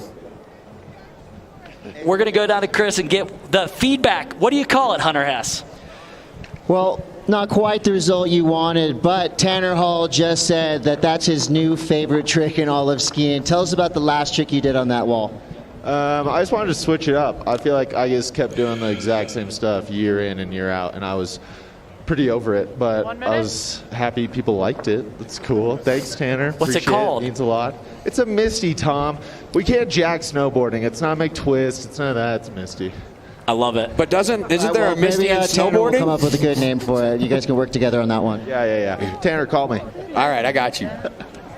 Okay, well, we could come up with something for it. Misty is a ski term. McTwist comes from snowboarding, skateboarding. I'm pretty so sure they stole it. snowboarders were doing Misties before we were. Either way, we could call it a barrel roll. We could call it a chicken pot sticker. We could keep making things up, but I'll take Hunter's word for it. Let's just go front flip 180 mute. Dude. Okay. Let's call it what it is. And back to the top, the leader of the board, the kid that's probably going to win today. He has been on fire all day. The consistency is ridiculous. What do you think? He currently has the 2 highest scores of the day, would be leading with his first or second run. In his third and final run, does he go bigger? Do you take a victory lap, just have fun? His second run was, can you do it better? It was nearly perfection. Alex Ferreira in the super pipe, current leader. I don't think he's going to take it mellow. No, he's not. See this 10? Get this switch dub. That was a better switch dub. Really good switch double. Oh! Alex Ferreira, the first 18! First ever double cork 18 in the pipe at a event. What are you, Alex? Yes, that's what we're talking about. Fire it up, kid. 5 full rotations on that one, 1,800 on the bottom hit. So he was thinking, you know what? I got more. I might be the only guy landing the 16s, but why don't I do an 18? That right 16 is just perfect. And I love this. The grab on that 10 and then the hands at the side as he twists around. And this switch right dub, this run was better than last run too. Japan. Had it better. Boom. If he had a little bit more amplitude on this final hit, I think he could have landed. Oh, wow. The first dub 18 in like pipe maybe event. He's done it before, but I've never seen that in an event. Oh, and dude. It was there. It was there. He got robbed. That is so much spinning. Oh my gosh, Alex. Wow. Okay, so that is not going to be an improvement on his 94.33. He gets a 37 for that run with the fall at the end. But sitting in first place, we got to ask him about that final hit.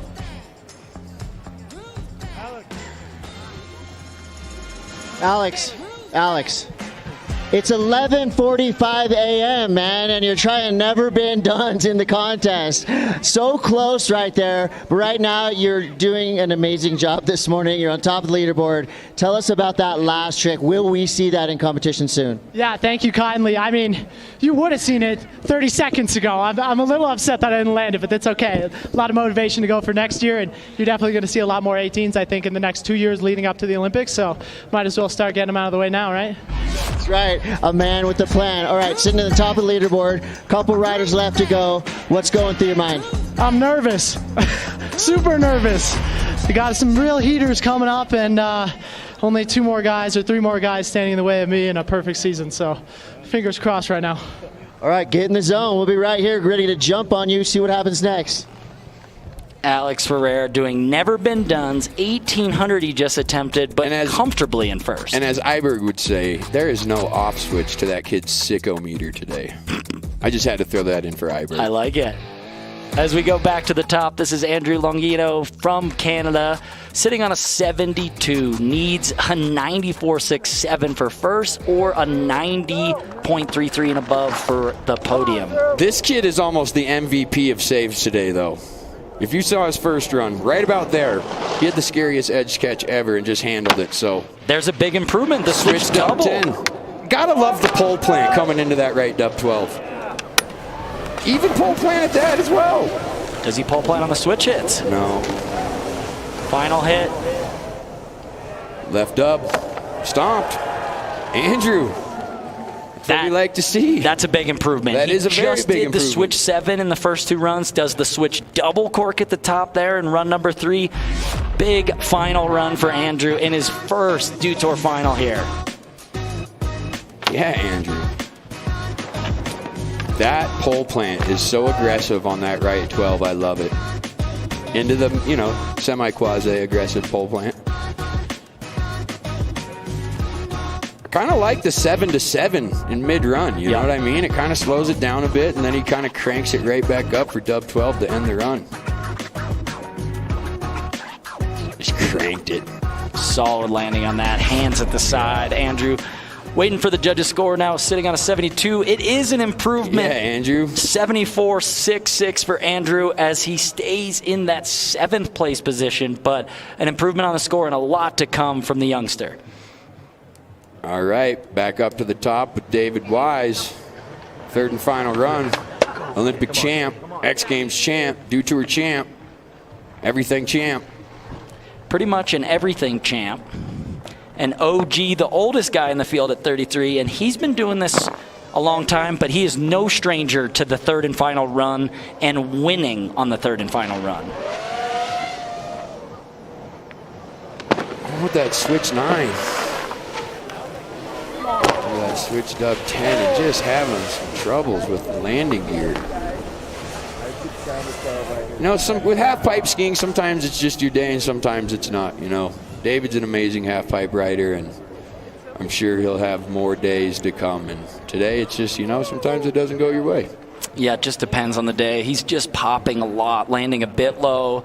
Every run, there's one hit where he lands low enough that it kind of ruins the speed for the rest of the run for him. And with that, it's a throwaway run for David. He's going to stay where he's at. And we've got the final athlete to drop. Last year's winner, currently sitting with a 90.33. Brendan McKay is on the podium. He's the final athlete to go, but he won last year, and I think he would like to do it again this year. So he's going to be walking away with a podium spot. What color will that medal be? What color will the result be? He's going to have to show us on this third and final run. And I think he's ready. He's ready. He's about to show up. Let's go, Brendan.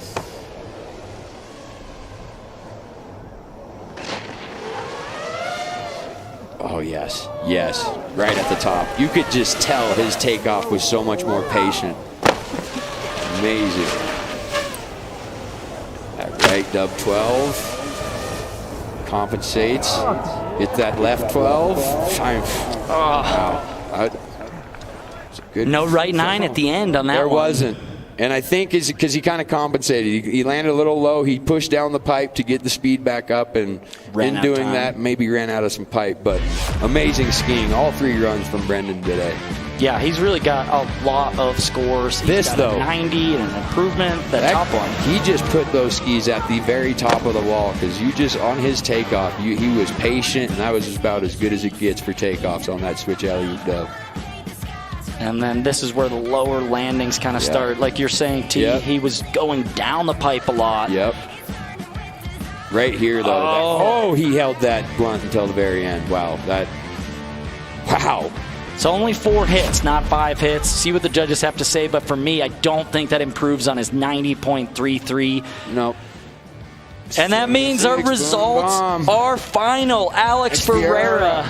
Perfect season. Perfect season. Nick Gepper walking away with his best Super Pipe result ever with 2nd place, and Brendan McKay in 3rd. As we check in with Alex Ferreira, Chris has him down there. Oh, what an event. I can feel the energy and emotion. We had dudes in jeans, we had NBDs, and we have now the perfect season. Alex, come on. I can't believe it. Thank you. Thank you, Dude Tour. Thank you, Copper. Thank you, guys. I mean, that's the moment right there. Alex, you rides with a lot of joy. Of course, friends, family. So where did this season start, and how did it finish for you? It started with a dub, and it ended with a dub. I can't believe it. Perfect season. I'm in awe. I'm just so grateful and thankful, and wow, just wow. Well, Alex, you earned yourself a hell of a vacation. Congratulations, our Dude Tour champion, Alex Ferreira! Oh, big round of applause, Alex Ferreira. I don't think that's ever been done. A perfect season, so many great results, and he is just a league above the rest of this field with the 216s, attempting that 18. Alex Ferreira, unstoppable for the 23-24 season in the Super Pipe. Another great victory. Yeah, it was going to be almost impossible to beat him all year with where his head was at consistently. Mental health, everything came all into play, and that kid is on top of the world right now. And it's just good to see. He's a good kid, so I'm just couldn't be happier for him. So right on. Congrats, Alex. And Nick Gepper, Boom Bomb Connect Dog, MVP of the day. As we take another look back, Alex Ferreira, 2 scores in the 90s, 2 of his runs. Each of them would have won the contest today. Take us through this winning run. We got switch left side 10 tail up top. 2nd hit right 16. Insane. Then we got the left side 1080. There it is. That's a cleaner 10 into the switch right side dub. Into this left side dub 16. And that landed, it just doesn't get better. That was definitely better. Like, it's hard to do that run better. You can even see it that he's feeling amazing run. The grabs, the execution, the technical difficulty. A league above. Alex Ferreira walking away with that top spot. Nick Gepper in the jeans in 2nd. And Brendan McKay in 3rd. What do you got to say, Tanner? What do you think about the state of ski Super Pipe compared to your days in the Super Pipe? It's amazing. It's amazing how far it's pretty much progressed. And I feel like there was a couple years of just like having it very scary, where like when all these dubs started coming into play and whatnot, it looked like almost more scary to go compete than it was fun.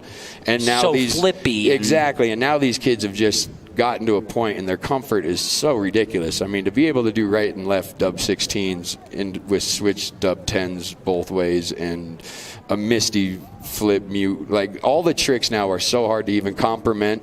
And the style is definitely very important these days, which is, you know, that was the natural progression of where we were in our era. And just for how many years that have surpassed, to see the style just come into fruition and everybody be so on point, it just makes me happy to be a skier this day and age. It's awesome. I mean, the variety of grabs, you see Hunter with the unique rotations, you see the big spins, but like I still think the best part of Alex's run is that 10 where he gets the tail perfect. Like that's what the judges love just as much as the technical difficulty. So it really is style, execution, everything. As we let's take it over to DC down there with our top 3 finishers for the awards. Yeah, thank you very much, Tom and Tanner. And real quick, big round of applause for all the guys throwing down out here this morning. Congratulations to all the athletes out there. Incredible performance. And before we introduce your podium to you, I'd like to introduce our award presenter from the U.S. Air Force. We have Chief Master Sergeant Lucas E. Howe. Thank you, Chief Master Sergeant Lucas E. Howe from the U.S. Air Force, for being our award presenter. And now your podium out here for the first event of the day, day 2 of 3, out here at Dew Tour. In third place, coming out of Canada, let's hear it for Brendan McKay.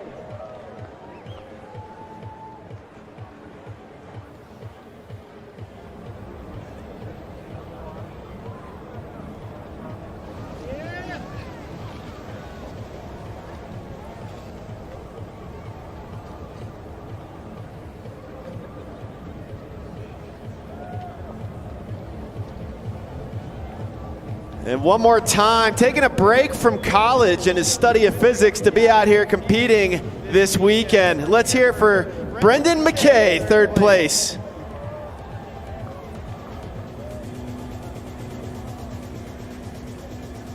And in second place, you know him, you love him. Make some noise for Nick Yepper.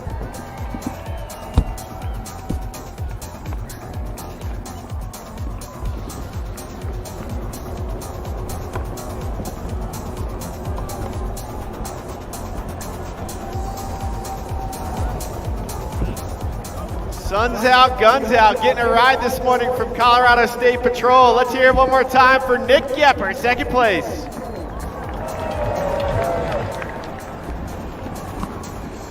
And your champion, hailing out of Aspen, Colorado, having the perfect season, undefeated here in 23-24. Let's get loud and proud for Alex Ferreira.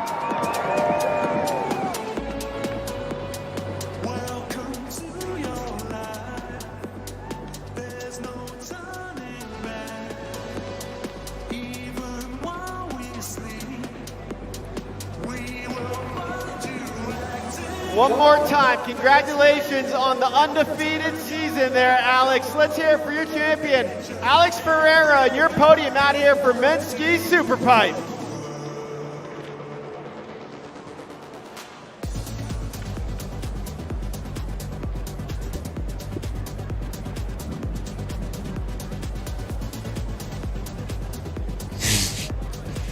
Send it back to my friends Tanner Hall and Tom Wallish in the booth.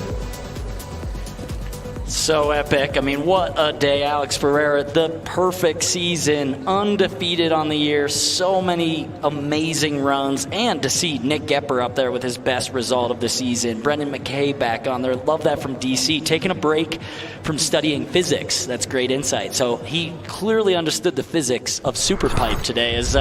Let's take a look at the highlights from our top 3 finishers today here at Copper Mountain. Brendan McKay there, Nick Yepper with the double cork. A lot of good grabs, good double cork rotations. But at the end of the day, it was the Ferrari Alex Ferreira with 2 1620s and another top spot to his perfect season. Alex Ferreira walking away as the Winter Dew Tour Ski Super Pipe champion. Let's throw it down to Chris Cote down there in the bottom. Hey, thanks, guys. Well, it's only fitting that the Air Force is out here after we watch skiing like that, all done in the air. So Chief Master Sergeant Lucchese Howe, thank you so much. The Air Force has been part of Dew Tour for a long time now. Why is it important for you guys to come out here and support these athletes? You take world-class athletes that can fly like that, and I mean, what a better partnership than a world-class airman that can fly the way we do. So it's just a partnership made in heaven, I think. No doubt, and we see down on the street course, you got the Air Force wings for people to fly through there. And I know that for you guys in the Air Force, technicality, doing things the right way is very important. So I think a lot goes the same thing for the athletes riding to get those big scores. Absolutely. Attention to detail, striving for perfection, things that we all have in common up here on this mountain, for sure. Right on. Well, thank you so much for being part of Dew Tour, and thank you for your service. And hey, what's going on in the booth, you guys? You guys still raging in there after that incredible ski event? We're still losing our mind in here. And I loved all the data. The U.S. Air Force height meter there, collecting all that data, so we had the averages, the max height. I mean, that's and definitely what we want to needed. say thank you for your service. Exactly. All the service members and military members, big up everybody's self. And what a day. There's Alex Ferreira, another look, a great podium. Alex Ferreira, unbeatable, unstoppable this season. This was an amazing day for half-pipe skiing, and to see Alex, attempt that 18 and pretty much almost right away where next contest there's going to be 1800s added to the list. So. Yeah, he said, might as well start doing it now if we're going to do them eventually. So Alex Ferreira walking away with another one. That's it for all of Ski Super Pipe here today. We have a lot more action coming up this Saturday with women's snowboard super pipe, then back to the street style with women's ski street at 4:45 and men's snowboard street at 7:30. So first of 4 events that we've got today.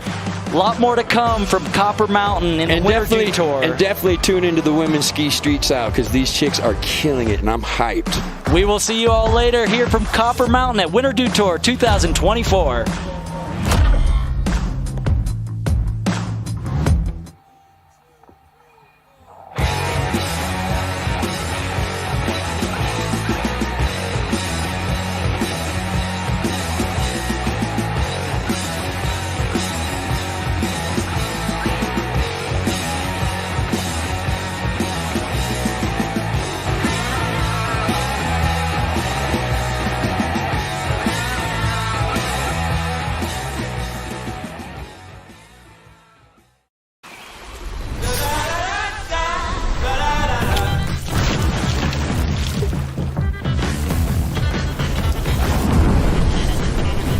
Refresh your senses with a kick of citrus flavor. Do the Dew. Circle K's new free Inner Circle membership program makes filling up rewarding with everyday fuel discounts every fill-up.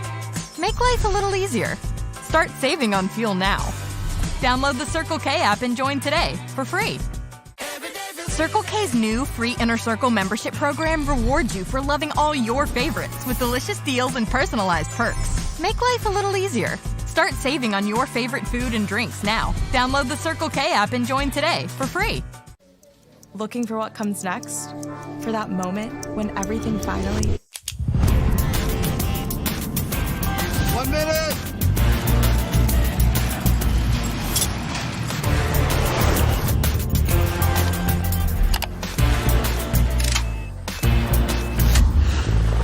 Whichever path you choose, it starts here.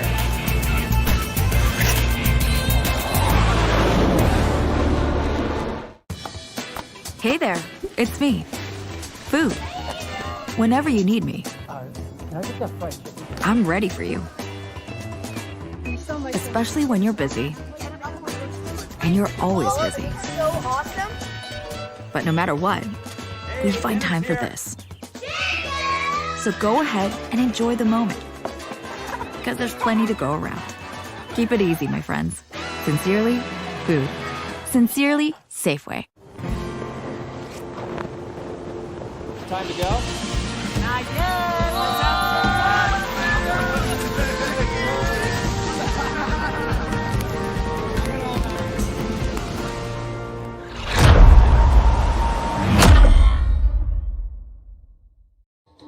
Check, check. Yep. Charlie Tango. I'm Chris Cote, and this is Todd Richards, one of the greatest snowboarders of all time. And we're going to talk Dew Tour history.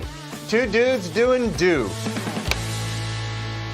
For over 2 decades, Winter Dew Tour has enjoyed a long, strong legacy in the history of snowboarding. Todd, you were actually at one of the first ever Dew Tours as an announcer. So let's go back in the time machine 20 years ago.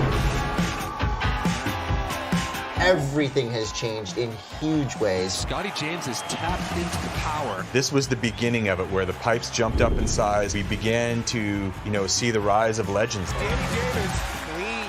With those big names, obviously, big tricks are going to happen. Dew Tour, over the past 20 years, really introduced the world to some of the tricks that changed the sport of snowboarding. One trick in particular is the double. What was it like when the double came into the game at Dew Tour? The thing was, all of a sudden the pipes jumped up to 22 feet. It doesn't seem like much, but it was a giant game changer for how high people could go out of the half pipe. And here we are in 2024 where people are doing back-to-back triple corks. And it's just insane to think that that is where the sport has gone, and a lot of it was debuted at the Dew Tour. Holy cow! It feels like this was an era where things escalated quickly. A trick progression started to happen that began to curb a lot of the talent when all of a sudden the doubles showed up, and then the back-to-back doubles, and then, all of these crazy combinations of the switch backside tricks. Next thing you know, there's a lot of people being like, check please, I'm a coach now. The defending champion, Shaun White. I think the other thing that became so noticed was people were going so huge. I mean, you talk about Shaun White arguably doing the biggest air that's ever been done in competition up until very recently.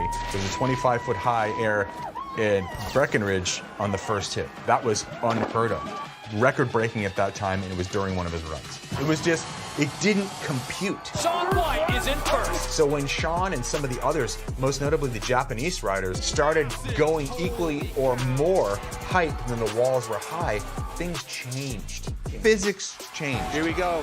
Tatsuka, gigantic. As soon as the tricks got that gnarly, where as soon as you leave the lip, you're literally putting your life on the line, people started going to the gym. They started stretching. They started stretching. Shaun White, 4-time Dew Tour champion. All of a sudden, coaches started appearing everywhere. Right. We didn't have coaches. To be a legitimate contender to win a Dew Tour, you had to step it up or you had to step out. So 20 years later, where are we now?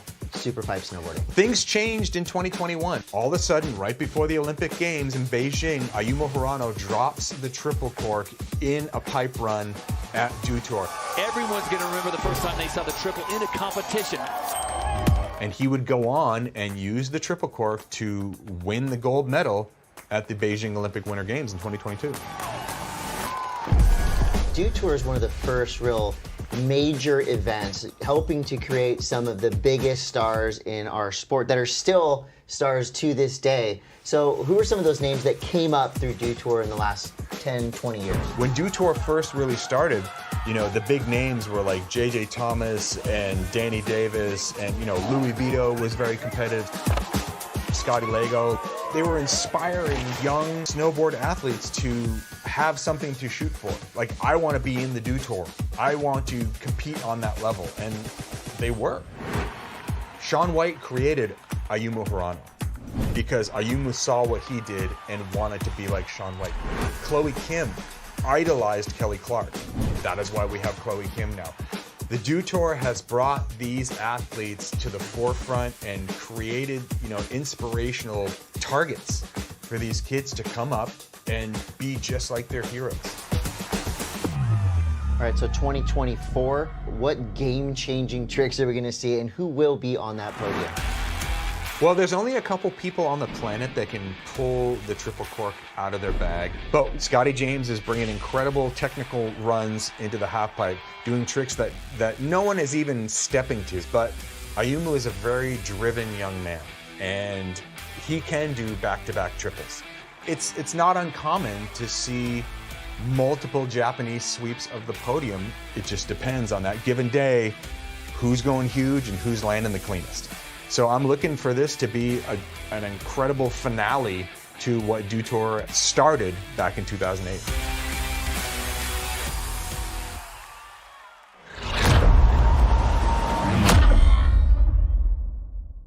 20 years of Dew Tour. It's pretty, makes me feel extra old when I hear that. Knowing that I was at some of the first Dew Tours. It's changed over time. There's been lots of different riders in and out, lots of different eras of riders in and out of this time. Dew Tour has been a full evolving competition throughout the years, always fun, and I'm always looking forward to it. This is Danny Davis. Oh, massive McTwist. We knew we were going to have a good, fun event at the beginning of the year with Dew Tour. You know, we started in Breck, now we're here at Copper.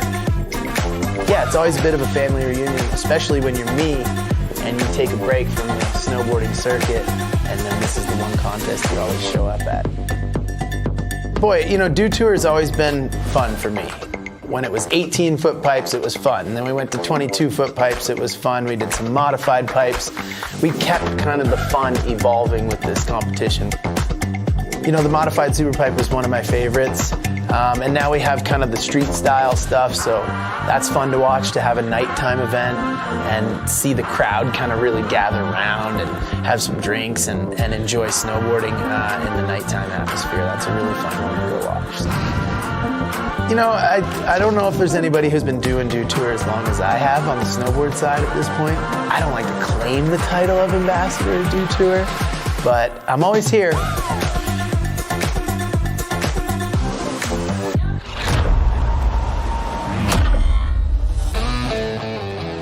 Yeah. Hey everybody, guess what?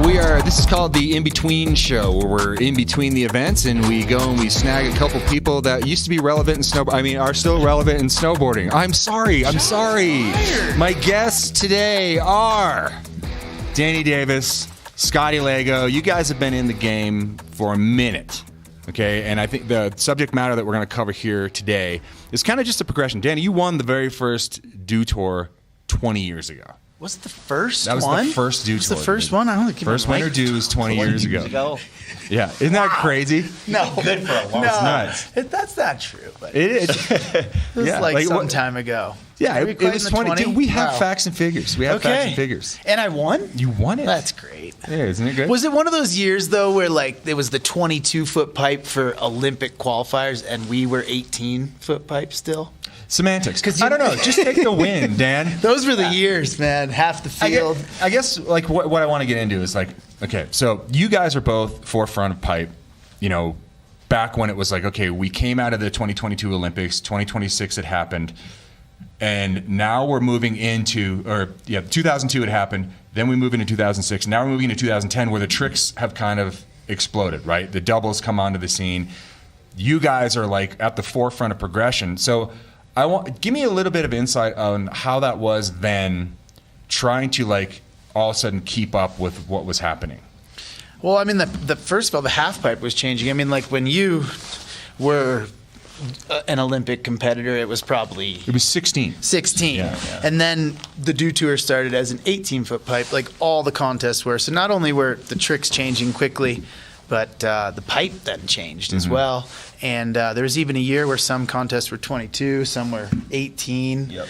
And then the airbag was like, you know, that was kind of like where it started to really change. Totally. I didn't notice, like, it wasn't like trying to keep up in 2010. It was more like just trying to put your rundown and, you know, the tricks that you had. I think years later, it was like, all right, you know, every Olympic year you see a huge leap in progression. Absolutely. And so after like 2010, you know, everyone's like hitting the ground super hard, learning new tricks. And then it was like, all right, I'm gonna, you know, either I have to learn some stuff or you know, you fall behind.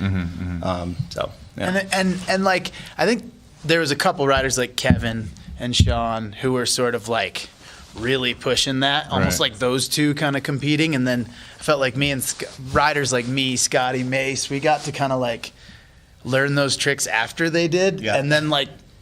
So they were the guinea pigs. Yeah, and then we could put our tweak on it, and we'd almost get like love for being like more stylish, but we just like almost didn't have to like learn it how they did. And also kind of about like right around that same time, like the dual threat kind of like ended. Because we would all do slope style and pipe in one weekend, and then it started to be like, okay, we can't, like, we're not hard hanging. to keep up. Yeah, it's real Kev hard. was one of the last. I was Right. listening to Scotty's bomb hole, and that was like Sean, P2, Kev, myself, you. Kevin. Who else? Yeah, I mean it's just tough to do. Yeah, Charles Reed was a good slope and pipe ride. I mean, yeah. So for a while there, we were really like kind of trying to progress the sport, but also trying to like keep it chill because it was moving really fast and tricks were starting to get kind of kooky. Right. No, I hear you. And I think that's like one of the coolest things about snowboarding, right? Like I've always loved both of your styles, and I think the reason that I love both of your styles is like not only because when I look at a half pipe run or like what is style to me in a snowboarder, it's also what happens between the walls. Because you can fly off the wall and do 1620s in the half pipe or 2160s, but if you look like a wet cardboard box in between, it's not good. And it seems it's just good fundamentals, you know. And I think that one of the big things was that you guys kept it real.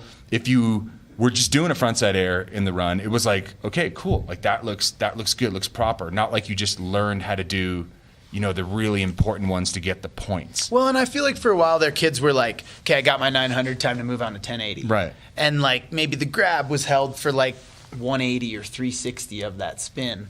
You know, so as like, not style is one thing, but also like doing tricks with like purpose and poking and hanging on to that grab. And like, you watch Scotty's like cab 10 back in the day, like that melon was like, you know, he got into it at like 90 degrees and held it all the way around. Yeah, and, Scott, you used to put English. That's on what I your mean, tricks. like and they were like you said, there was exclamation points in the middle of your tricks, like hi-ya! Like there was like some real heat coming in there. Yeah, I think it shows like control. You know, when you're able like mid trick, you're able to like poke out something. Sure. You know, and for me, it wasn't really about like what you could do. It was really how you would do it. You know. Yeah. And great example.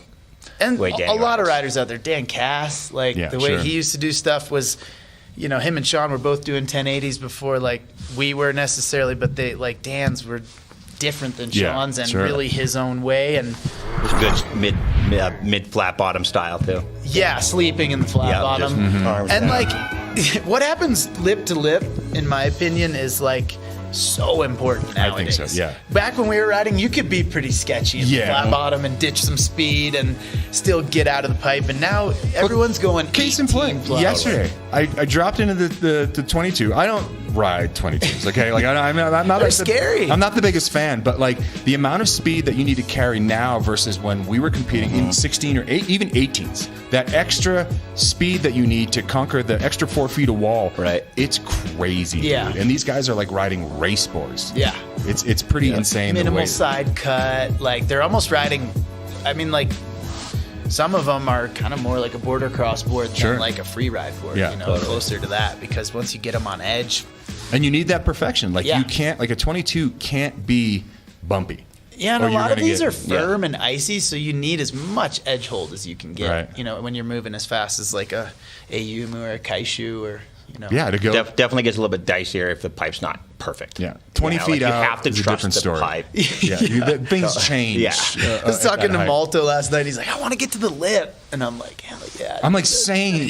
Like, that was me yesterday. Yeah, that was me too, man. Let's talk a little bit about, okay, so the Friends crew. You guys were kind of like the original, almost like the original content creators within snowboarding. Like, you know, pre-Instagram, you know, all that kind of stuff. It was so fun. I bet. Talk to me a little bit about like how that was. I mean, there were crews kind of, but you guys were the first crew that really was like a branded thing. Like you guys were pretty smart about how you put it out there. And we weren't like, in my memory anyway, we, you know, nowadays, like you start a crew, you probably got some like social media, you got like a purpose. We like didn't know what we were. It was cool. And we would just, Jack would always have the camera out, and there was really no purpose behind it at first. And then it kind of grew into more of a brand. But in the early days, like the Friends Vision days and stuff like that, it was. I don't know how many edits we made. Just so nonstop, and they were so fun to make, and they were so stupid. I look back now, and I'm like, oh my god. There's a lot that didn't make it to the YouTube, you know, that were really. But there was, I mean, some of the stuff that the stuff that stands out to me is like when like you guys were acting.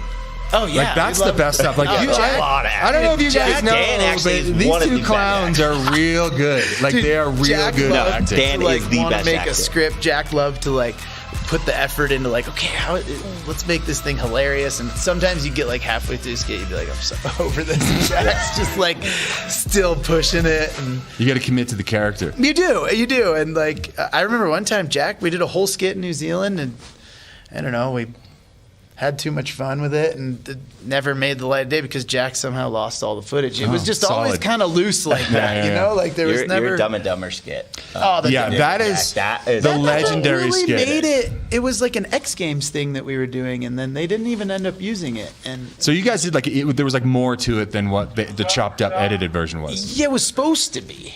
But yeah, like there's a whole lot of footage of that, like maybe 3 or 4 different scenes from that movie. Wow, that's pretty sick. That was awesome. All right, so let's bring this to where we are now. Okay, so the current state of halfpipe in 2024. I want to hear both your takes on this because, I mean, Scotty, you're like just shooting stuff in the woods these days. I don't know how down you are with the sickness, but Danny, you kind of still have an upfront seat. So I want to hear like your take on like what's happening and basically the youth that's coming up, you know? Well, what do you think, Scott? I'd like to hear your take. I'm just so stoked that I'm not competing anymore. I really am. I mean, like, I think you could agree with me. You know what I mean? Because the level is unbelievable. Yeah. You know, like watching, like, you know, Scotty James. It looks dangerous. You're going to war. Like, yeah, it's insane. It's impressive. It never used to look dangerous to me, and sometimes now I'm like, oh, that looks dangerous, you know? Well, I mean, and you think about that, and like, okay, we're all aging, and snowboarding is a different thing now. Like, I mean, look, I'm 54 years old, and when I was like 16, 17, 18, and my version of what like a 54-year-old or like a father, you know, like what does that mean in action sports?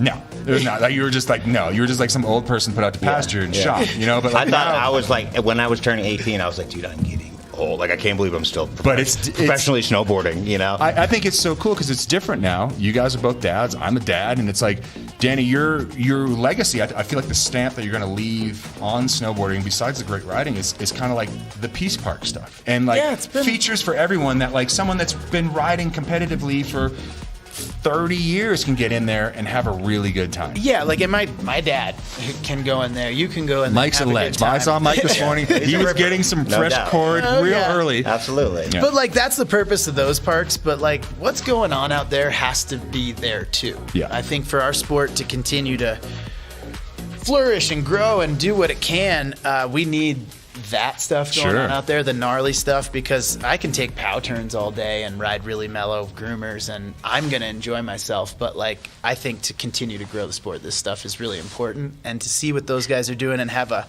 upfront seat at the, like being able to go into practice with them. I mean, me and Scotty yesterday were saying like, it's kind of nice that it's snowy and stuff because we feel like we fit in. Yeah, it's camouflage. Nobody was chucking doubles. It was kind of a mellow day. I'm going to get into that in a second. We're going to take a little break and be right back. And I'm going to hit these guys up because I need a serious ego boost to get in that thing tomorrow.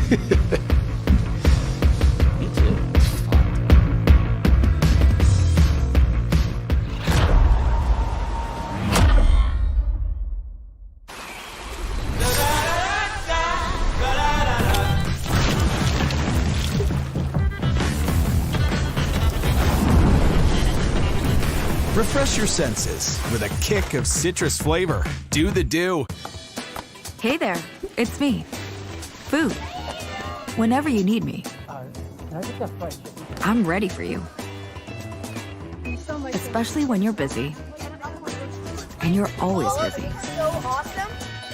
But no matter what, we find time for this. So go ahead and enjoy the moment. Because there's plenty to go around.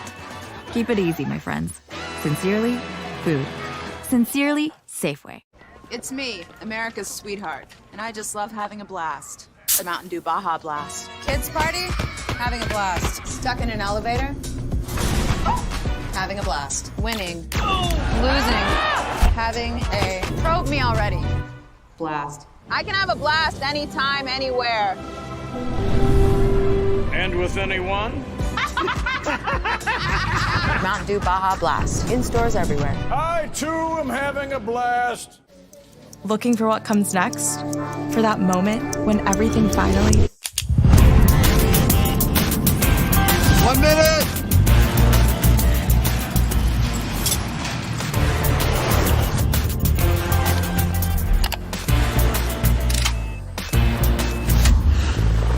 Whichever path you choose, it starts here.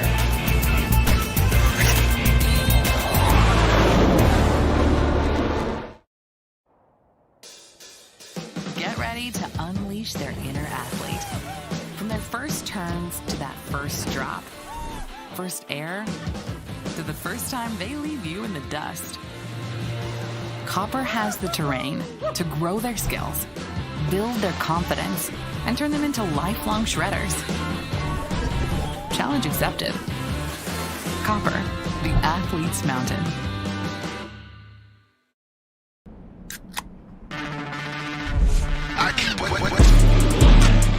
Rockstar Energy for when the session needs that extra fire.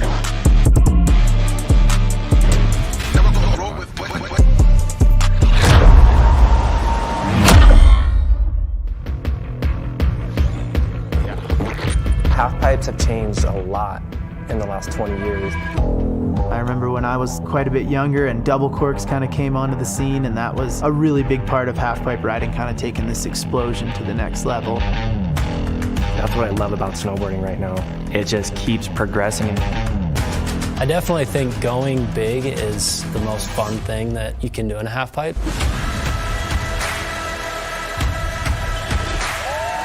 Gigantic. This is the run we've been waiting to see. To think where we are right now in terms of what is possible, it is insane. And I think that's why the half pipe is such a rad venue. To get on the podium right now is probably the hardest it's ever been.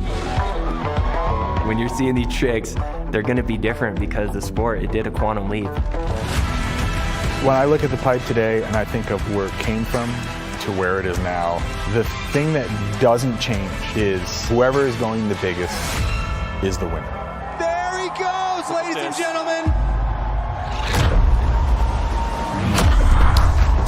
Okay, I'm back with two of the legends of halfpipe. I'm here, of course, with Danny Davis and one of my favorite shredders of all time, Scotty Lago. And we're here and we're just kind of talking, we're reminiscing about, you know, where it came from, where we are now. And so we got this Legends Jam coming up tomorrow. Looming. It's more looming for me than it's coming up. Looming. It's really no pressure, Todd. Look, dude, this daunting. See, I was talking to Danny Cass earlier this morning, and I think I was just talking to you in the green room over here. I'm just like, look, dude, my brain still wants to eat it. Like when I strap into the top of the pipe, You're like, my brain's psyched. Yeah, it's contest time. Yeah, my for sure. body's like, you're out of your element here. You know? Like you need to back it up. But I guess like, you know, coming into this, you know, tomorrow, what does it mean for you guys to be part of like something, being invited to like a legacy jam, you know, to kind of just celebrate how many years Dew Tour has been going? I haven't ridden half pipe all year, and I just was doing an interview earlier, and they're like, "Are you still like excited to get out there in the half pipe?" And just like you, I get up to the top, and I'm like, "Oh, I'm gonna mob and blast the backside air." And when you haven't ridden it in a while, it does take a little like getting to, but it's very much like riding a bike, and I'm psyched to like get in there and try to get some tricks in today, practice, and yeah, I'm kind of curious to just, you know, given the good pipe and given the good situation tomorrow, and like, the energy, what am I going to do? Like, all I've been thinking about is just doing straight airs and boning on some straight airs, but I also want to challenge myself and push myself. You know, I'm like, I wonder what I'm actually going to do out there. Like if you get Eye of the Tiger mid-run, like what are we going to see? yeah, exactly. Like right? Big nose grab 9, mistake. Yeah, like the energy up there. Kaishu will be going 28 feet out, and like you'll all of a sudden be like Andy Finch all of a sudden and just go blaster. I'm sure. Yeah, it'll be fun. Maybe. I'm very much expecting that, but it's cool. Like, you know, Dew Tour has been. I've said this a few times this week, but like it's always been the contest we get to like experiment with and have fun. It's not like a Grand Prix. It's not like X Games where these formats need to stay the same and be, a regulated event. Like we get to have fun here. Well, and like last year we did this Cash for Tricks, which was really cool, you know, and it was dumping out. Yeah, and they were just tough. giving away money, but I mean there was some crazy stuff that went down, mainly by Ayumu just doing like 19-foot high air to fakies. Yeah, it was. Oh, that was pretty awesome. You always like a yard sale and a half pipe, you know. Yeah, we get to have fun out here at the Dew Tour. We get to do events like this, even when it's puking, and hard to make it to the lip for most of us. Somehow Ayumu goes 28 feet out. Wild. And you know, Patty's out there. It's fun for me when we get to have people that aren't in the snowboard circuit in the half pipe because their stoke is so like get Nick Baden out there on Sunday. Give me Stacks in the pipe. Dude, I think you know what I mean? Like, those guys, Stacks, Baden's like a really good pipe rider. Like, super good. He chomps Stacks that thing. too. Yeah. Stacks totally got it. Yeah. Brandon Davis has got some really good pipe skills. I'd love to see all What those. Danny Cash is gonna do? I'm excited to see I hope Danny. we get a cab 10 like switch tail from Dan, just like that old school like. You better he's prep just him. Sleeping in the tail grab. Well, I was thinking about it the other day. Like, okay, so Danny, like it's not like you forget, but like you kind of forget how many U.S. Opens in a row he won. And like how many? Well, he had like 2 or 3 like undefeated seasons, or at least one. I know that. Back-to-back tens. Like he was the first one to really bring that out into snowboarding, and like his legacy has always been like he's asleep at the wheel, like he's doing tricks, and you're just like somebody wake Danny up. Yeah. And it was just it's so fun to see these people here. You know, they're all here. I was always drawn to Dan's style. He was like one of the my. I think everyone is. I think everyone That was loves. a big one for me when I was getting into like snowboarding seriously. Okay, so as we wrap this thing up, I want to hear from both of you guys. What is a piece of advice that you can give to someone that wants to ride Superpipe but that is maybe intimidated by how big it is? I'd start small. Ride the mini pipes. Step it up. If you can find an 18-foot pipe. I know Bachelor does a good 18. And just work your way up, like a jump, too. I wouldn't recommend just going and hitting a 40-foot kicker if you're not hitting kickers. I don't know. I think people at Big Bear would argue that. They just send it. Scott, what do you got? What's your tips and tricks for this? No, I mean, just, the fundamentals. As long as you have the fundamentals, that can carry you through everything. So just working on your edge control and keeping an edge, like you can drop in and you can look back up the pipe and look at your line, and it looks perfectly clean, then you're doing it right. You're ready. Yeah. Well, I just realized is that we're 3 Olympic half pipe team members. Nice. We've all been to the Olympics for half pipe. Tight. Sky's the only one that got a medal. Oh. Only one that got sent home too, which is also amazing, by the way. Like, not a lot of people can claim that. It's great. Boys, always a pleasure. Hey, thanks for having us. And we will be we'll be watching. Awesome.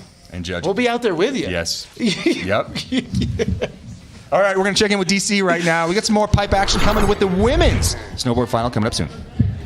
All right, on. Thank you very much, Todd Richards. Very fired up to see you in the pipe, buddy. I know you're saying you're not, that excited yet about getting in the 22-footer, but you're someone that I grew up admiring, and a big reason why Breckenridge is still my home, why I moved there. That guy was one of my heroes, so really hyped to see him in the pipe. And another one of my heroes right now, just because of what you've pulled off this season.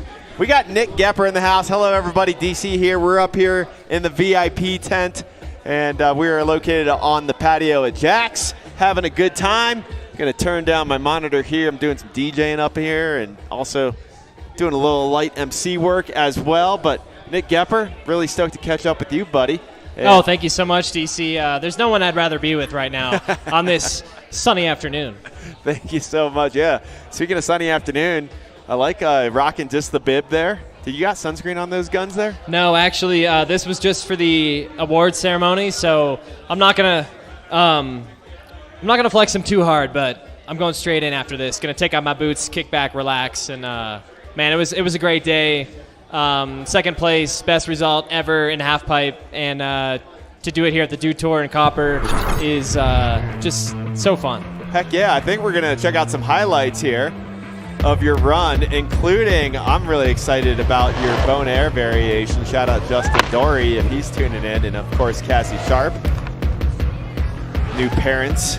Yeah, this one, the wall was a little bit over-vert right there, so I had to kind of be soft with it, and then the right 10, and the Bon Air. The 540 at the end, not too much spinning, but trying to add a little creativity, and man, it's just so fun to do a new trick in a contest that you've been working on. It's like you're in a lab cooking up some sort of concoction, and to just see it do work is the coolest thing ever. How excited were you when you saw the weather for today? Man, I was so excited. Yesterday we had a little bit of snow, but man, when when the sun comes out in Colorado, it really comes out, and it shines bright, and the clouds stay away, and I love it. All right, now, I really want to talk to you about, in your interview with Chris Cote up there, you had mentioned you had kind of a crazy morning. There was a car accident, and you got a ride here. You hitched a ride in the back of a Colorado State Trooper vehicle. That's right. So I'm staying up in Leadville, never stayed there before, about 30 minutes away. And on Highway 24 on the way here this morning, there's this car accident. And luckily, I gave myself some time, so I'm like, all right, 20 minutes goes by, and if nothing's happened, I'm hitchhiking. So 20 minutes goes by, then I leave my truck on the side of the road, I get my skis, and I literally start running down the highway. And the car accident was kind of a bad scene. You know, thoughts and prayers out to whoever was involved, and I'm literally walking through it, trying to stay out of the way of the emergency personnel. And one of the policemen was like, "Excuse me, sir, excuse me." And that's why I turned around and was like, "Oh no, I'm in trouble." And he's like, "Hey, if you just wait down by my car, I can give you a ride in 2 minutes." And I'm like, "Oh, okay." I was wearing my Dew Tour jersey because I thought maybe that would help people understand. So I get to the cop car, and he comes over, and he tells me he's from Indiana, and he knows who I am, and he's like a fan, and he's like, "Just hop in the back, buddy. I'll take you to Dew Tour." No way. That is incredible. All right, so you weren't involved in the accident? No, I was not involved. But, you know, the crews were there right away, the State Highway Patrol, emergency. I mean, they cleaned it up real quick, and I got to get my truck. Hopefully they didn't tow it. Well, thoughts going out to those involved, but that's incredible that the state trooper recognized you, and he's from Indiana as well. Also, hey, you don't have to be from big mountains to be successful. Nick Gepper from Indiana. I mean, that's an incredible story in itself. There's so many incredible stories that surround you, but thank you for sharing that this morning. It sounds like we're going to look at some street style stuff from last night, so we're going to change gears a little bit here. I think we're going to get your reaction. You being a well-rounded athlete, of course. Yeah, for sure. And so successful in slopestyle, know a thing or two. Also with your backyard setup that you had in Indiana. Oh, yeah. Know a thing or two about some street style and some urban setups. For sure. Well, Dew Tour bringing the creativity with the formats and the setups, with the street style. And, yeah, man, I've been a rail warrior for my whole life. That's all I did skiing in Indiana. And to see these kind of high-level rail events are so cool because they're accessible to anybody who's got a hill and some snow. Just throw a piece of steel or a piece of PVC pipe and you can have fun for hours. So big shouts to Colby and Tucker and A-Hall for an amazing skiing last night. It was fun to watch. Yeah, that was definitely, those guys were throwing down. There was great energy out there, and really excited. We have more street style action tonight. So make sure you guys come and check that out. Wrapping things up with men's snowboard street style tonight after some amazing music. Well, Nick, that's amazing. I love that the state trooper was from Indiana and recognized you and knew who you were. Does he follow you on social as well? I don't know. Officer Sparks, shout out Officer Sparks. Wherever you are, man, I love you. Thank you, Officer Sparks, Colorado State Patrol, protecting and serving indeed and getting our athletes out here, and Nick Gepper helping propel you up onto the podium, man. Hey, great season. It's been a lot of fun watching. Really proud of you. And can't wait to see what you do next. But Nick Gepper, ladies and gentlemen, if you don't follow him on Instagram as well, you got to give him a follow because your content has been amazing this season as well. Thanks, DC. Thank you, Dew Tour. Hopefully we'll see you next year, and it's a pleasure, man. Thank you. Right on. Thank you. Much love, Nick Gepper. Also, you need to be following Patty Zhao, one of our star athletes that's up next in women's snowboard superpipe. So these guys got it warmed up, and now women's snowboard superpipe coming up next right here at Copper Mountain. Happy Dew Tour, everybody. We love you. Thanks for being part of this cultural celebration. Peace.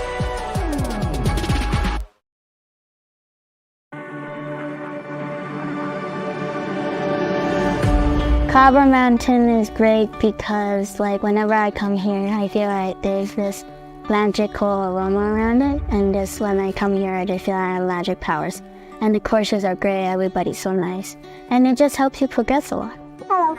My first experience at Dew Tour, like, at first I was feeling a little nervous, and then I saw my family, all my friends down there staring me up, and it gave me a lot more energy, and I didn't feel nervous anymore. Look at this patty party down here. I did okay, I guess. I got second place. You got a lot of money. What are you going to do with it? I'm gonna buy my coach some tequila. I did buy him a box of tequila. There is, like, a little challenge for me. I'm super light, I'm so small, I don't have enough speed. And everybody, the best advice is put some rocks in your pocket. Yeah, I know Daddy. He's awesome, I like his beard. Don't tell him to ever shave it. But I love Peace Park, he is so creative. I guess I have to thank Danny Davis for that. I'm really excited to come back to the place I love. I'm so excited to see all my friends. I just want to do well and learn. I just want to go big, post some style, and show like the world that the next generation is good.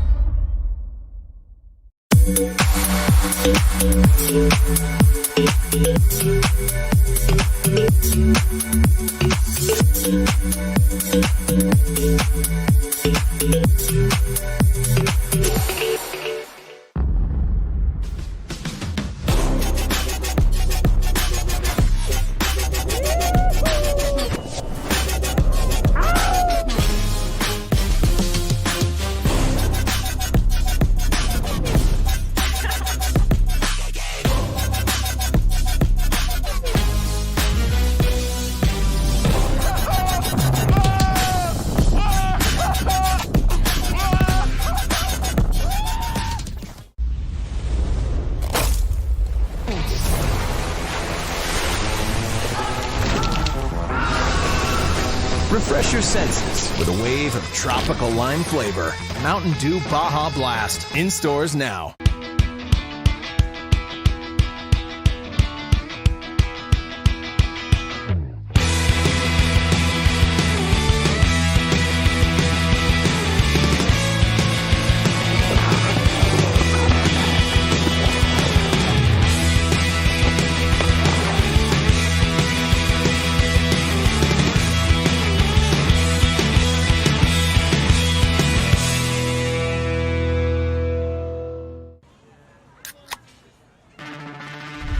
Rockstar Energy to help me take it to the next level.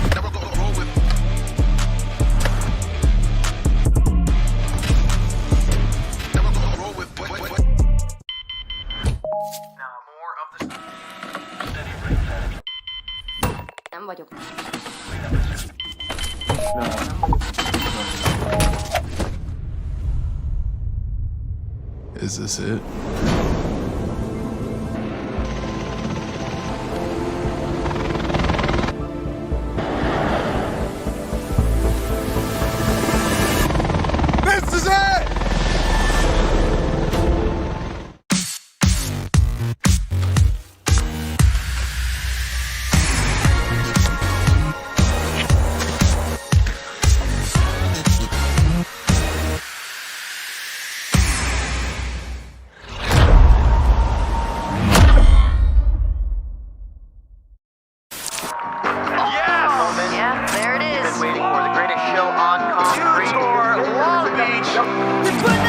It is on the line for Simon Dumont. Sean White's backside air. Jamie Anderson. She is the best slopestyle competitor the world has ever seen. Danny Davis, the Grandmaster of Style. 1 dip, 2 dips, 3 dips, massive. Welcome to Tour Copper Mountain. Kelly Clark has those incredible runs where you're just like, wow. Getting that around, my gosh. Alex Ferreira getting things going real big. Thank you, Dutour. Skating with ferocity, style, flow, power. Oh my word. Pamela Rosa in the top spot.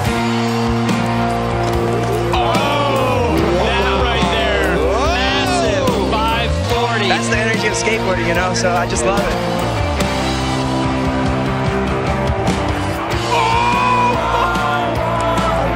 Oh my God! Dion Wright takes the top spot. Chloe Kim started this progression revolution. There he goes! Everyone's going to remember the first time they saw the triple in a competition. It started started off with an exclamation point and then ended with one as well. What a way to finish. Wow.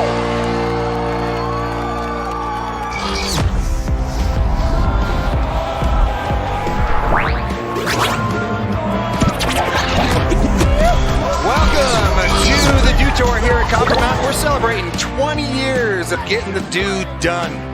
And we have the women's snowboard superpipe competition coming up right now. I'm sitting in the booth. Next to me is another legend from snowboarding, JJ Thomas. New to the booth. We'll go easy on you, JJ. Thank you, Todd. Okay. Happy to be here. Yeah. So, beautiful day out here at Copper Mountain. You know, we're talking about the who's who and where snowboarding came from to where we are now. So, Jade, you were part of that dream team sweep in 2002 in Salt Lake City. You've gone on to, win X Games medals, and then you kind of transitioned into a coaching position, all right? And you coached Olympic gold medalists. So you have a really unique perspective on what we're going to be seeing here today. Thank you. It's been a long but a good road. I'm very fortunate. I've seen it all from every angle. Yeah, absolutely. I feel like, we spent so much time together, like either you sleeping on my couch or just we're competing together, that it's like, it's funny. Like the years just go by, but then when you look back and you think about, okay, so Dew Tour is celebrating 20 years. We were competing like way longer than 20 years together in halfpipe, and we just had Danny Davis and Scotty Lego in the booth in between, and we were kind of just talking about like what the state of the union is in halfpipe snowboarding, and it is bonkers, and equally so on the women's side of things. And today we're going to get a show. I agree. The ladies have been pushing the sport so hard in every aspect, but especially the pipe, and our lineup today is going to show us exactly that. Yeah, we have people that are basically veterans to the future of what we're going to see here in women's superpipe. So we're going to get this thing started here in a few minutes. But I guess, who do you look for today in this start list to do really well? I'm really looking to see Maddie Mastro. I love watching her ride. And this is the first time I've seen her live. That's going to be fun. Patty, I haven't seen her snowboard all season, so I can't wait to see what she has for us. Yep. And I think, it's almost like Maddie's due. Like she's due a win. It's right there. She's got the trick. She's the only woman in this field that will be potentially doing a double here today. So that's something to look forward to. So, like I said, if you're gonna have a halfpipe contest, today is the day to do it. It's beautiful. There's not a cloud in the sky. And usually, halfpipe contests, you want it to dump at your local resort. You just throw a multi-million-dollar event, and you will guarantee wind and a snowstorm. But not today. We are under cloudless skies here at Copper Mountain, and it's going to be a fun one. So, Jade, I guess I'll ask you this question too. Like, how important is it, when you're coming into one of these events? Like, this Dew Tour will be the final event of the season for a lot of these athletes. What kind of an attitude do you think they're dealing with now coming into this being the final event? Is it like a let your hair down kind of deal? It's a big one because, as we all know, there's nothing better than going into the offseason with that trophy staring at you all summer. That just makes for the best offseason in the world. So if you can end your season strong, it doesn't really matter what happened before. If you can put an exclamation point on this today, you had a great year. Yeah. It only takes one podium these days to have a excellent season. Yeah. So let's be honest. Yeah, totally. And just with the stakes being so high, we see Maddie Mastro right there on screen. Danny Cass, he is the coach du jour. I can't believe that kid's a coach at this point. It's so funny to me. I mean, we know him very well, and it's from the Grenade days to now. It's pretty rad transformation. Yeah, he is the true Deion Sanders of coaching. Looking back there dancing. All right. Well, we're going to throw down to my work wife, Chris Cote, with a little vibe check. Hey, thanks, Todd and JJ. Well, I feel like today is the absolute fan and rider's dream. Bluebird Sky, wall-to-wall people, and of course, one rider made her amazing debut here at Dew Tour last year. I'm talking about the Patty Party. You know the Patty fans are out in full force. This is going to be an epic day of women's pipe snowboarding. All right, thanks, Chris. We're going to get things underway here, and we are so lucky because Patty Zhao is the first one to drop in. So we're going to get this party started here very, very shortly. And, you just talk about the youth that are coming up. Patty has the best attitude. She's 12 years old.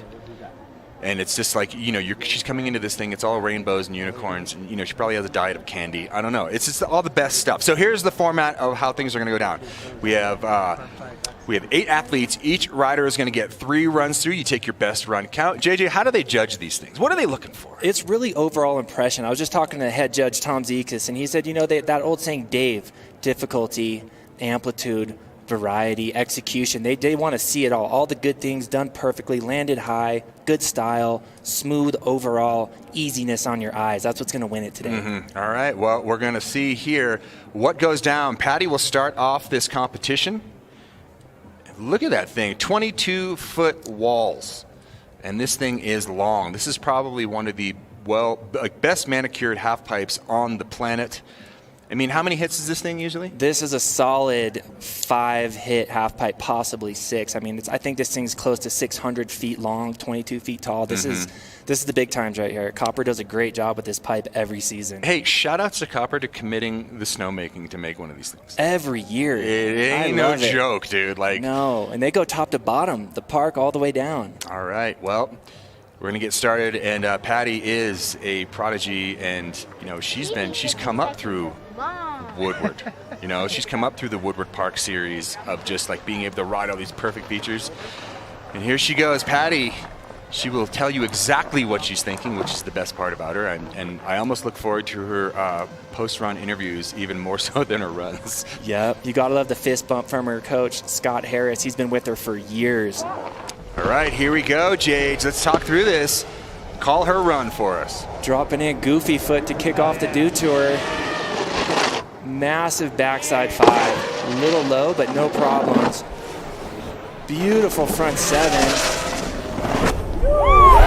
Beautiful cab 7. She's doing it right now. I like her style's really strong in between the walls too. She has a lot of power for such a small stature. Back 7 to cap things off. Pretty. That was gorgeous. What a run. Patty getting things going. 12 years old. We are going to see her in this game for a while. And, if we're going to telegraph a few years down the line, we're talking Olympics. Everyone likes to talk Olympics. It would be really cool to see a matchup of Chloe Kim versus Patty, We hope so. That would be a great thing to see. But, I just love how her style has gotten refined. Like I said, I haven't seen her snowboard in a year, and she is looking sharp. All those off-axis spins are just looking perfect. Watch this crippler right here.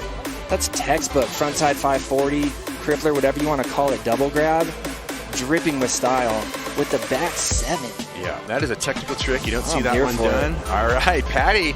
Great start. That's how you get going. Remember, it's best of 3 run format.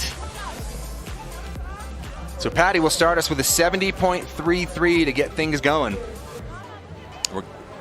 We're going to head right back up to the top with Sunny Alba coming out of San Pedro, California, 17 years old. Oh, okay. Yeah, Sunny.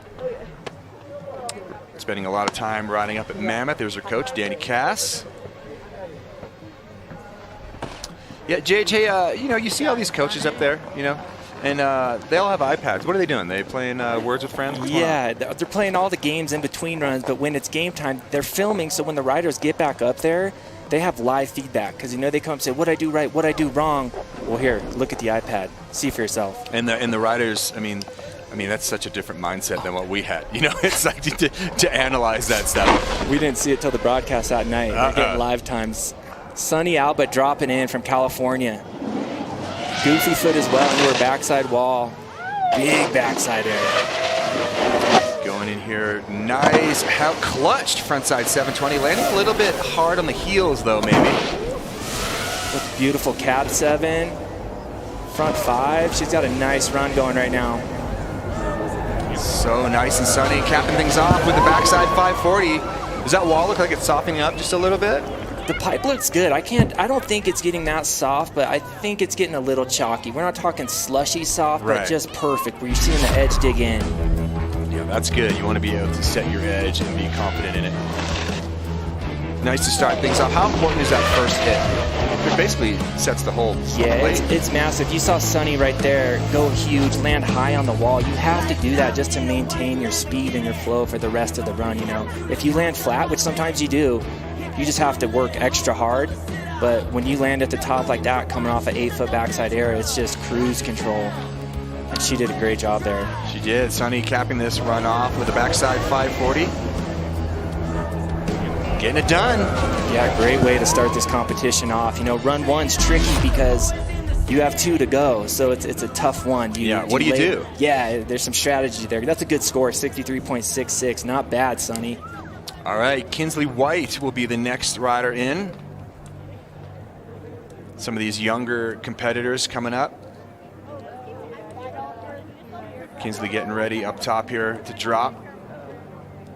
Another member of the Mammoth Lake snowboard team coming up under this guy, Ben Weisner. He's just a breeding ground for talent and greatness out of Mammoth. Yeah, and, Ben's got quite the program man, going on. they just it's a farm. They do great.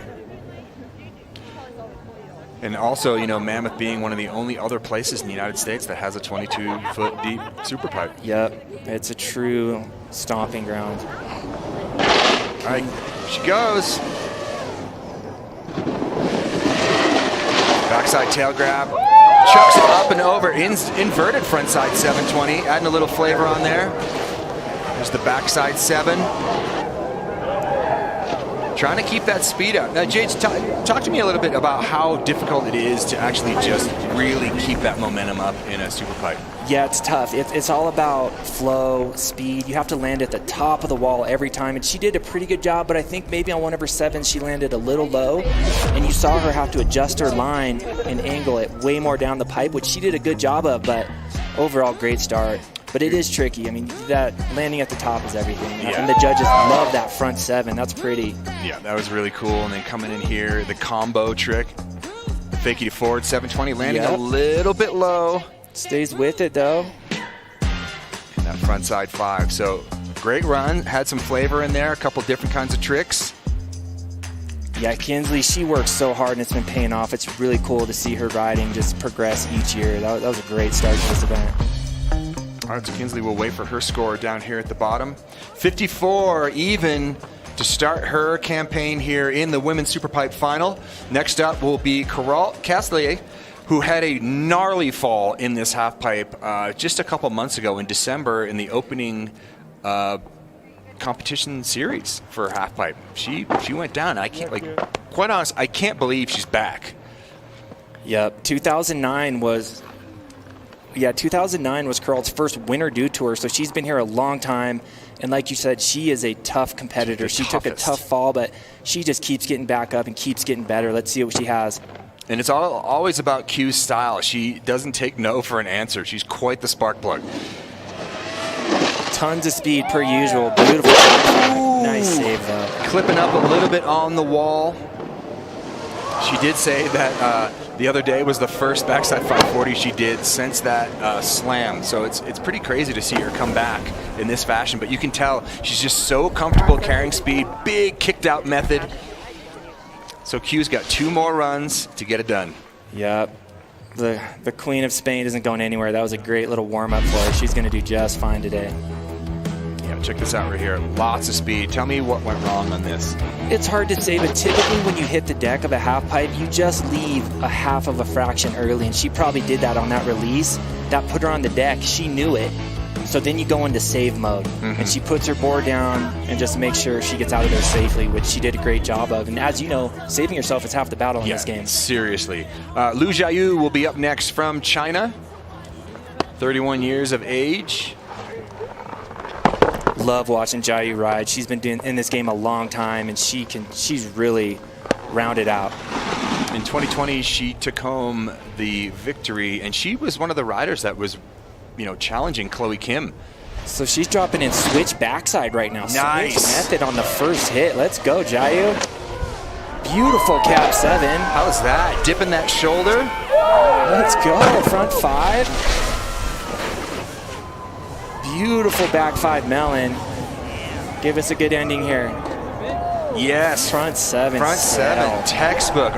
Everything was clutched, fully grabbed through the rotations. Throwing a different variety in there just with dropping that shoulder on the inverted 7, the hawk and flip. And that was out of the switch method. How's that? Yeah, that's the best run we've seen so far today. That was pretty. Down here at the bottom. Just sealing the deal. Nice frontside 540 stalefish. I love this back 5 with that melon grab there. It's just different, right? Yeah, the style was just there. That's what we want to see. Just make it look different. Add your own piece of flavor to each hit. With the stalefish, each grab was different. I mean, that's going to be a big score. Love that run, Jayu. 85.33. Yeah, that's the way to do it. Get yourself in position. So next up will be Zoe Kalapos from just over the hill here in Avon, California. Avon, Colorado, excuse me. Same thing. Same, yeah, kind of. Anything past Coppers, California, is that how it goes? Is that the old I-70 saying? Yeah, this is Zoe's backyard. She trains over here just about every day. She drives over the pass, so this is just another day, but now it's on the big stage. Let's go, Zoe. And she's been trying to continually up her game year after year. She was trying to make it to the Olympics, I remember, back in 2014. Actually, 2018. Yeah. Zoe has the style. She's just flawless. Front 5, Melon. Yep. Nice little method there to stop things. All right, so Zoe with her first run of 3. Highest air she's got there, we have the Air Force height meter. 7 feet 11 inches out. That's a good size air in a 22-foot half pipe. Heck yeah. Handy air to start off this run. Yeah, Zoe's been doing this a long time, and you can tell. Look how good she just stands through the flat bottom. Effortless style. Love to see it. Great way to start this contest off. There's the lean 540. Gets that grab. And then down here at the bottom, just a little melon, little backside air. Not technically a method. She gets that grab in there. So that was run 1 of 3 for Zoe. Wait to see what the judges drop for a score of 51 flat for Zoe. But she's got 2 more runs to get it done here as we head straight back up to the top of the pipe and Maddie Mastro. Now, we were kind of talking about she's the only one that is really capable of doing the double. A couple of years ago, she had a really nasty slam that kind of took her out for a while, but she's back. And she does these risky moves. Yeah, there's no holding Maddie down for long. She works harder than anyone, and she loves this half pipe game. I can't wait to see this run. All right, here she goes. Dropping in, carrying a lot of speed into hit number 1. Stalefish, frontside 540, getting the English on that back leg. Do you think we're going to see the double on run number 1, JJ? I think it all depends on this cap 7 right here. If she lands this at the top of the wall, she might just let this dog hunt and get it. Nope, saving it. Beautiful front 5 crippler, though. Great run, Natty. That was awesome. Yeah, she's just stacking it. The coaches are happy. That's always good when Weisner and Danny Cass are high-fiving each other. Nice run from Maddie Mastro, and she's got more in the tank. So this is like almost like a feeler run. Where's this going to put her? But look at this front side Stalefish 540. You see that leg just jamming, poking back up the half pipe. Yeah, let's give her some style points. She was just dripping with style the whole way down. Frontside 720. This is cool too. This. Crazy access on this cap 7. The grab is money. I'm telling you, she does that next run. This crippler is going to be a double. That was awesome. Super effortless on the landings. Wow. Punching it out a little bit on that crippler, adding a little bit of more style to that. Look at him. DK is stoked. Yeah, Deion Sanders likes it. Maddie Mastro, 80.33. So she will be in second place right now behind Lu Jiayu.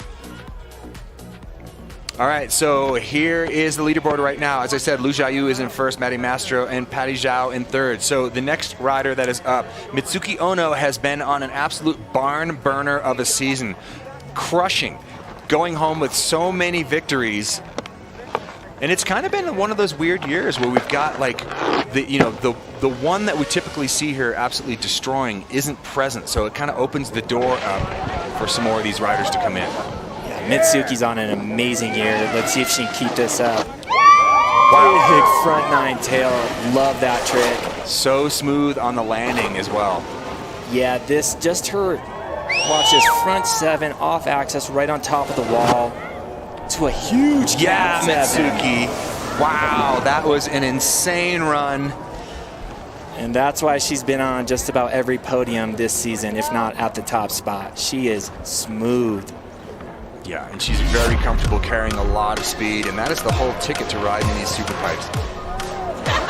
Yeah, you're right. I mean, it's about dropping in with speed and then maintaining it, just having the courage to basically let your board ride and let the Wax Tech job unfold perfectly by not braking. And she doesn't. She is just milking every ounce of speed out of this half pipe. How's that backside 9 to back 5 combo? That is going to be a huge point maker. But it didn't stop there, and she ended up ending this thing on a bang. Huge 720. Wow. Just a perfect run. The timing, everything. That might be our new leader. I'm interested to see. Easily. I think the front 9 into the back 5 combo. The 9 was up high in the pipe, so she was taking a lot of risk early in the run. The judges were rewarded for that. You're right. 93.3, we have a new leader. Mitsuki Ono goes to the top of the board right now. Well deserved. All right. Well, we have a new leader here. We've got 2 more runs yet to come for these ladies. Mitsuki Ono having that crazy run, but don't count Maddie Mastro out. She's got that double. Will we see it on her next run? And will the Patty Party continue to be crazy here? Stick around. More women's superpipe action when we come back.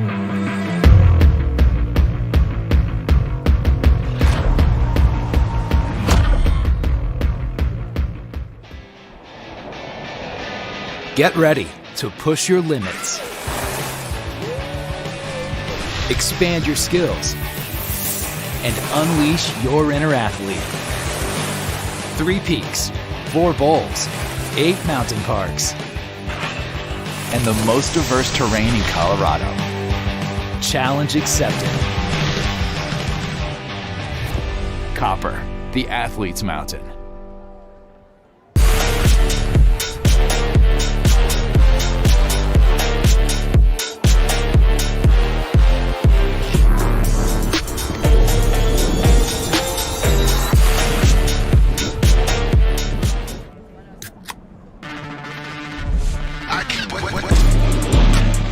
Rockstar Energy for when the session needs that extra fire.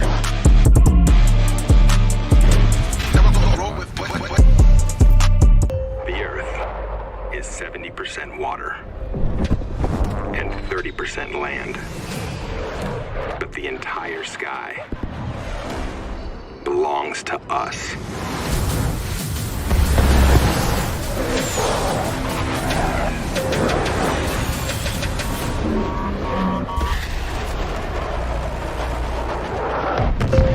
Copy that. Aim higher, man.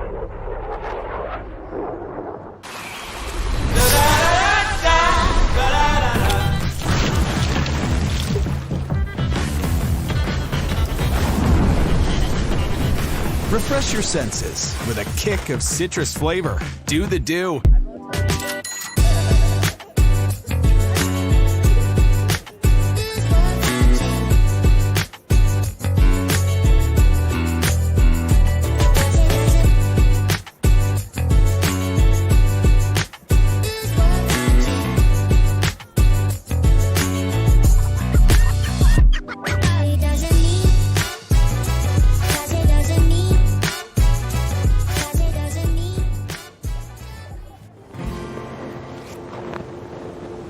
Time to go?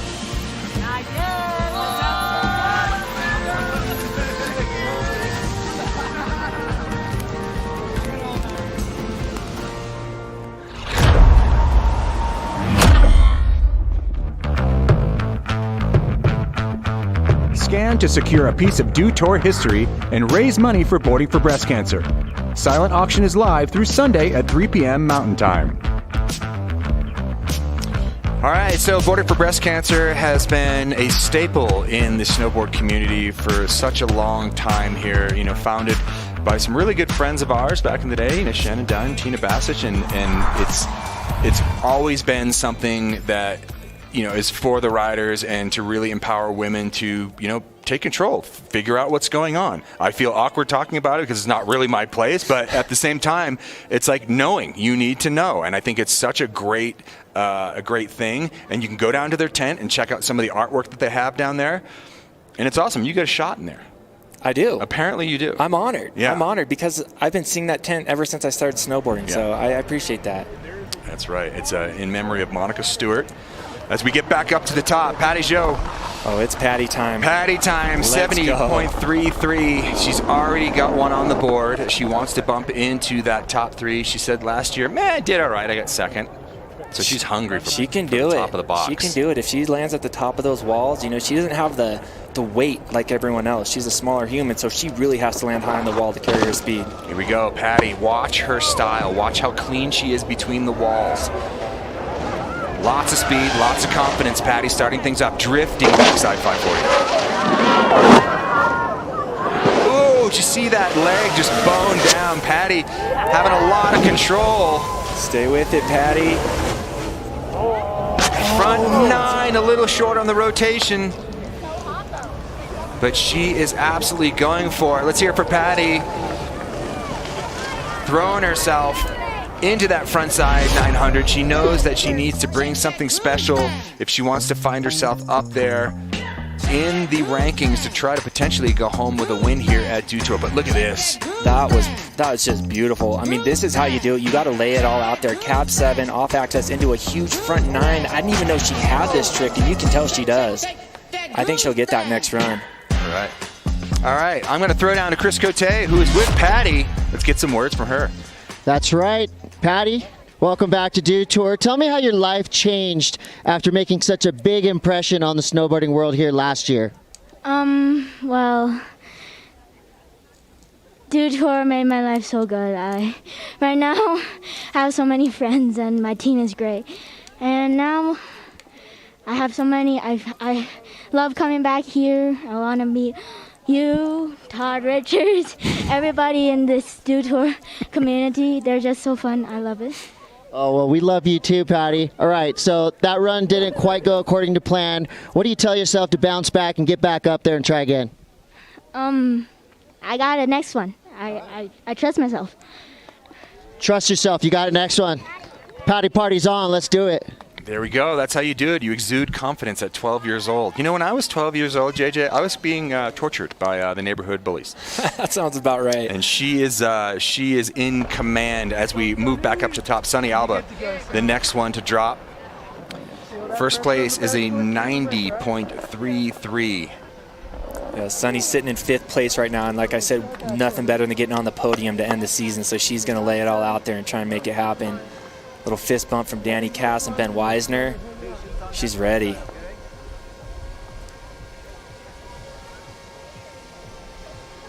Taking her time, eyeing it up. Here we go. Second run of 3 for Sunny Alba.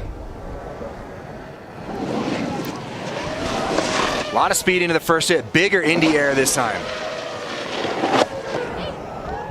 Ooh, that rotation was so crazy. Gotta love it. That's like the subtleties that, you know, if you've been doing this for a long time, you kind of see that. Like, it's almost like she grabbed and then like lunged through it. That was an amazing run from Sunny Alba.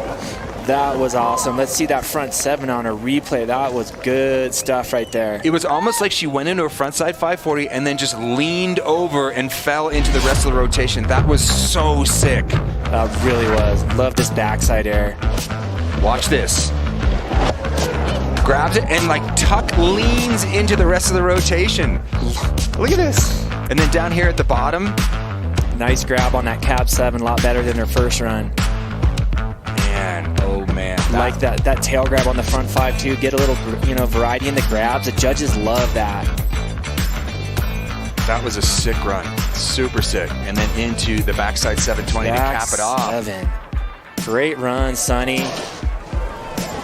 Yo, I just want to see replays of that frontside 720. I've never really seen anyone do a trick like do his front 7 like that. Yeah, I don't even know what just happened. We kind of just went into shock right there. That was great. 74.66. Sunny moving up into 4th place now. Big time move. That's a hard one. Kinsley White will be up next for her second run. Going through some of the muscle memory. And that's the thing, man. It's all in there. You just got to access it, right? It is. It is. They've done this. They've practiced it. Now it's just doing it when it counts. Kinsley's been working hard for a long time in the half pipe, and like I said, she's getting better every year. Perfect day for it. Here we go. Kinsley dropping in her second run. Love that big drop in into this huge backside air, tail grab.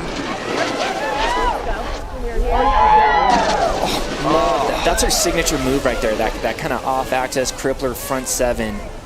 Love seeing her doing that trick. She's close on getting in. I think next run, she'll clean that up, no problem. So going down early in her run, this will be a wash. She'll sit on that first run score, but she does have another opportunity to come down. So tell me where things kind of went wrong for her in this run. Well, let's see. I like the speed she takes in this first hit. She lands just a little low, but not bad.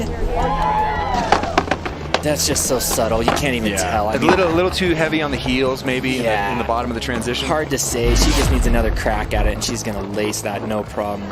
All right, Cassiette up top, dropping in for her second run.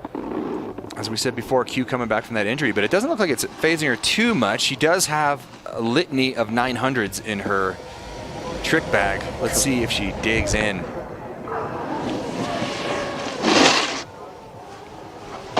There we go. Backside 5, super clean. The style on her runs, insane. Here we go. This is where she kind of switches things up. Switch backside 540, adding the technicality. Into an inverted 7 to bolts. That was a sick run with all the variety in there. Yeah, you said it, variety. That's what the judges want to see. They want to see you go every which way, spin different directions, change the grabs up, and she did all of that. That's going to be a big score for Corral. Yeah, that backside 540 gets a little poke out on the back leg, shows that she has control in the air, does the same thing on the front side 540. So that front leg jabs out, that shows that you have complete and total control once you grab it through the air, and then into this air to fakie on the backside wall. You don't see that often. No, you don't. It's a really fun trick though. Into a switch backside 540. And then just throws it up and over into a melon hawk and flip, the inverted 720, and she lands that thing with authority. Yeah, that was a killer run from top to bottom. And look how calm and quiet her body language was the whole time. Judges love to see that. I think this could be a big score. 80.33 bumps her up into the top 3 right now, and Q gets a 77. So she will sit in 4th place right now.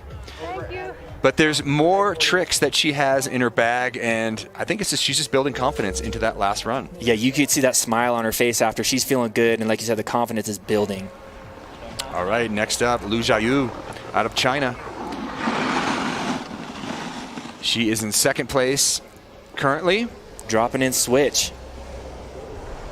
Here we go, the switch method, very, very subtle, but it's hard to commit to this trick. Oh no, switch back 5 to start off the run. Here we go, changing things up a little bit in the technicality department. Jage, this is going to be a big score if she stomps. Wow. So you compare and contrast. Okay, so you drop into a big switch backside 540. Compare that to the front 9. I mean, I feel like a switchback 5 as your first hit is kind of more technical, kind of has more risk involved with it. It is, and look at this replay. Switchback 5 on the first hit, that's a lot of risk. Into a perfect cab 7. The style was there the whole run. This is going to be tough for the judges to pick where to go. And it looks like, to me, she was going a little bit bigger than the first one, didn't you think? Yeah. Just a touch? I do, and there was no, like, swimming. She wasn't swimming through the flat bottom. That backside 540 was huge, the mirror image of what she started off with. And then just a 7 to stomp things out. This is when you're happy you're not a judge, because that would be tough. You could go either way with this. This is going to be really interesting to see. She's in 2nd place right now. I think the switchback 5. She jumps up a little bit, 88. We're going to go down to Chris Cote, who is with Lu Jiayu.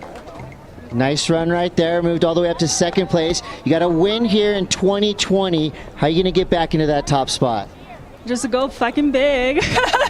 Go big or go home. Love it. Love it. Dew Tour's always known for being kind of like half party, half contest. You got a lot of fans all up and down this pipe and in this corral. What do you want to tell them to tell you before you drop into that next run?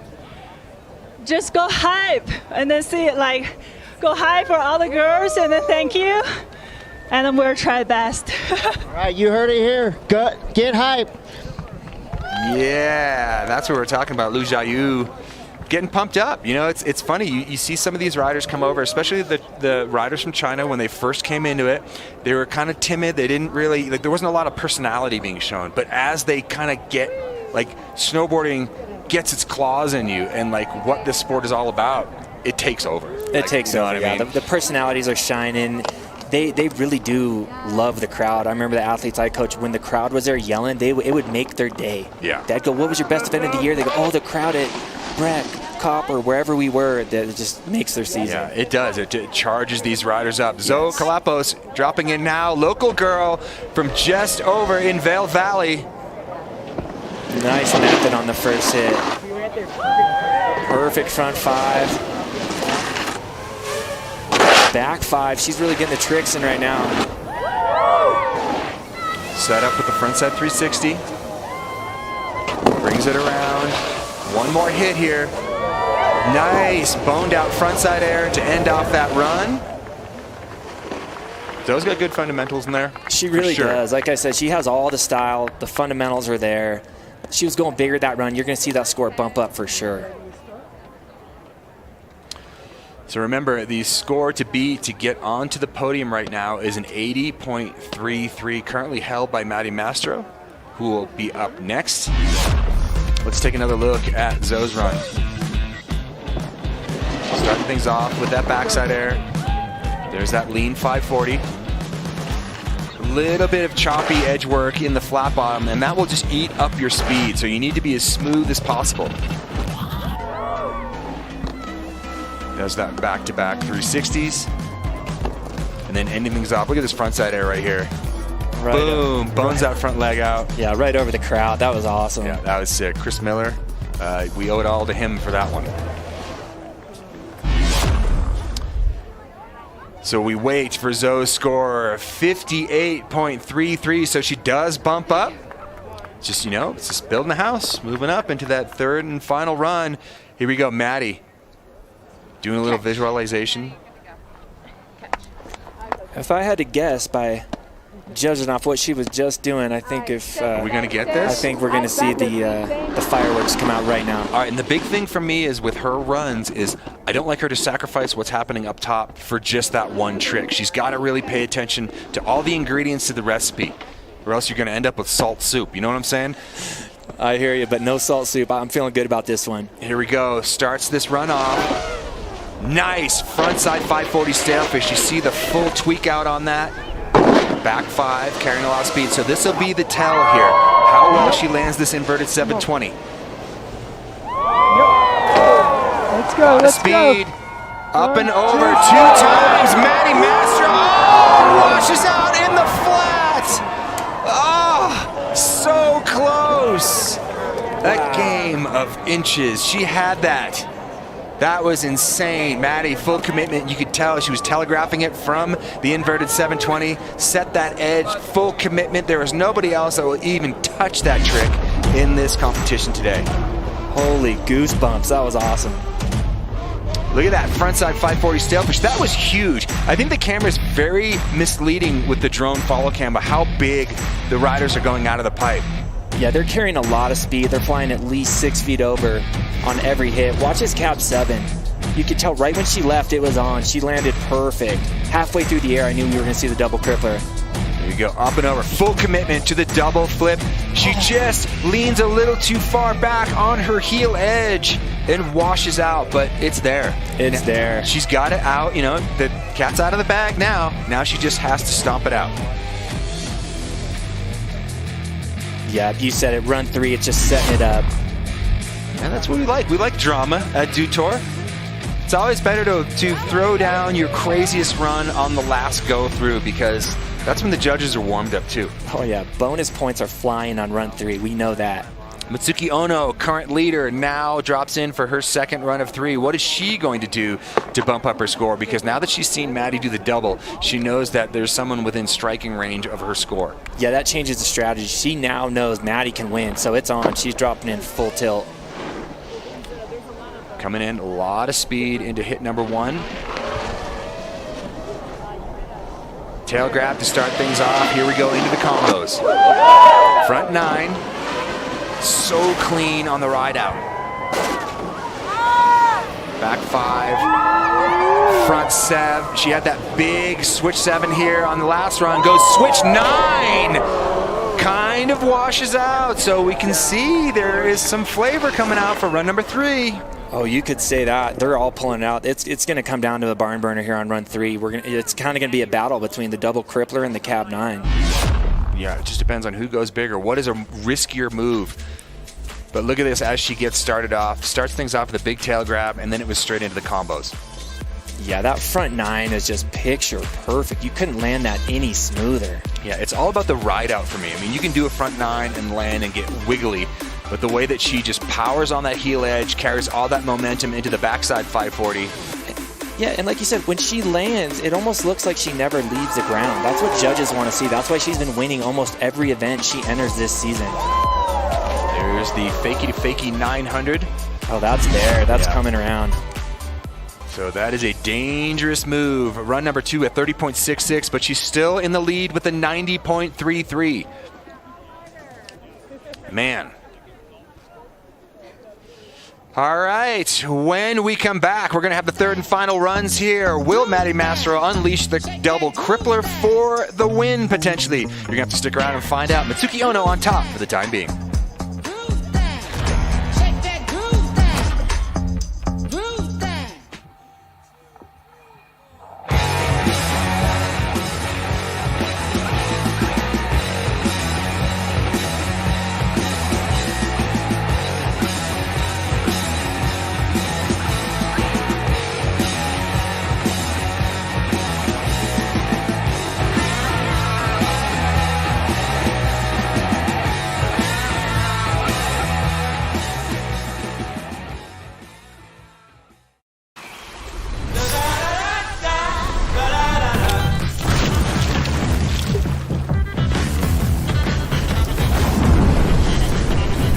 Refresh your senses with a kick of citrus flavor. Do the do.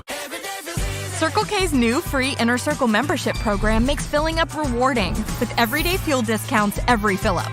Make life a little easier. Start saving on fuel now. Download the Circle K app and join today for free. Circle K's new free Inner Circle membership program rewards you for loving all your favorites with delicious deals and personalized perks. Make life a little easier. Start saving on your favorite food and drinks now. Download the Circle K app and join today for free. Looking for what comes next? For that moment when everything finally... 1 minute!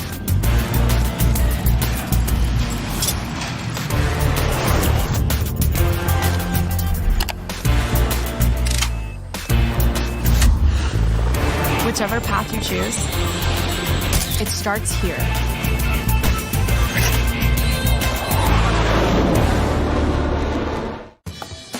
Hey there, it's me. Food. Whenever you need me. I'm ready for you. Especially when you're busy. And you're always busy. But no matter what, we find time for this. So go ahead and enjoy the moment. Because there's plenty to go around. Keep it easy, my friends. Sincerely, food. Sincerely, Safeway. Time to go? Not yet.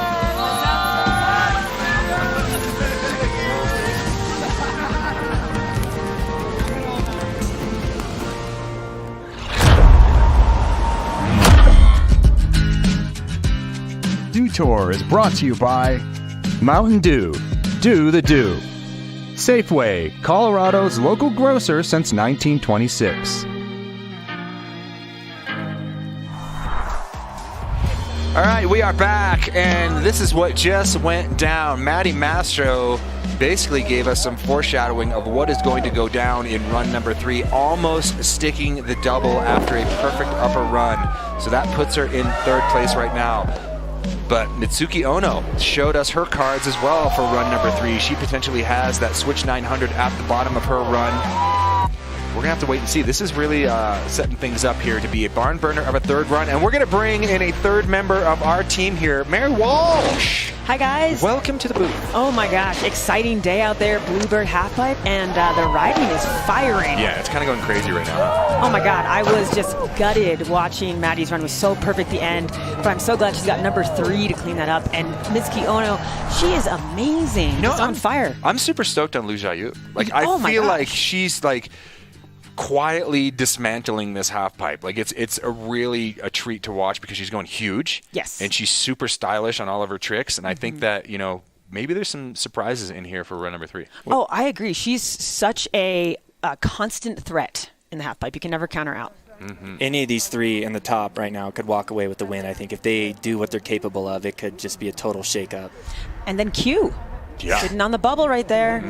I love seeing her come back riding so smooth and having that big smile on her face. She looks great out there. I like Q when she's not satisfied with the score. Because number one, like, I'm married to a Spanish woman, and they are very fiery, and they have a tendency to get their ways when they are fiery. So it's like I really feel like this is how Q taps into her fire, and the Spanish passion comes out. I agree with that 100%. All right, but first, before we get there, we got to head back up to the top. Patty Party, run number 3. She got second place here in this competition last year. She's got the tricks. She probably has one of the best attitudes I've ever seen in a competitor ever. I mean, how could you not? You're just like Nerds Rope is like a food group at this point. So positive. All right, here we go. Patty into run number 3. Let's go. You guys take this away. Big shouts to Patty's style, too. Whoa! Inverted backside 900 to start off this run. Where was she keeping that? Ready for that, commenting on her kid, and she just goes and throws a 9. Dude. And a switch 9. Okay. Oh my gosh. Can we get some replays, please? Patty Party just got way serious. Wow, a look into the future, folks. That was incredible.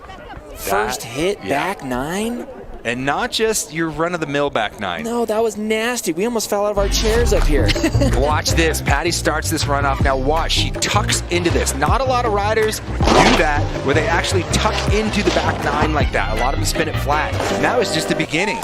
We were just flabbergasted. Watch this. She dips that front shoulder, grabs it like a McTwist, and comes around with an additional 360. It's like a baby Scotty Lego or something. And then into the front 720.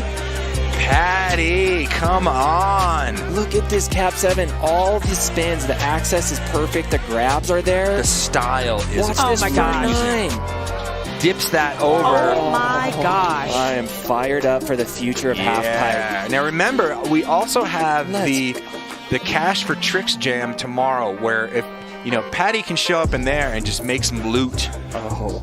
The piggy bank's going to be getting filled up if she can bring some of these tricks out tomorrow.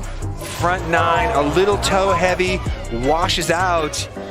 Also, how impressive is it at that age? Like, she can kind of slide down the edge of the half-pipe wall like that, and she's fine. She goes and says hi to her friends. It's totally cool. 12-year-old corked out back 9s, front 9s. And that kit. And the kit. It's the so kit good. has got a lot of drip. Chris, we need to hear some words from Patty. Tell Patty that was the sickest back 9 I've seen since mine.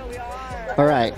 You got Todd, JJ, and Mary in the booth freaking out about that back 9. Where did that come from? Where have you been hiding that trick? It's been in my... It's so-so. I wanted to win, so I just pulled it out. But I guess next year I got another chance. You know what? Those points on the board, they don't matter. Everybody knows Patty is the people's champion. Am I right?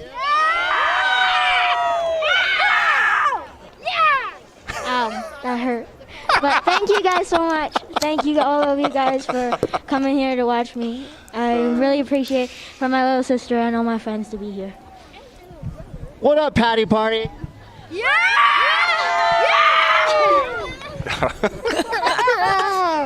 Oh my gosh, she forgets she's got Cash for Tricks. That's tomorrow. There's more action from this half pipe tomorrow, and she can potentially make some money as we go back up to Sunny Alba.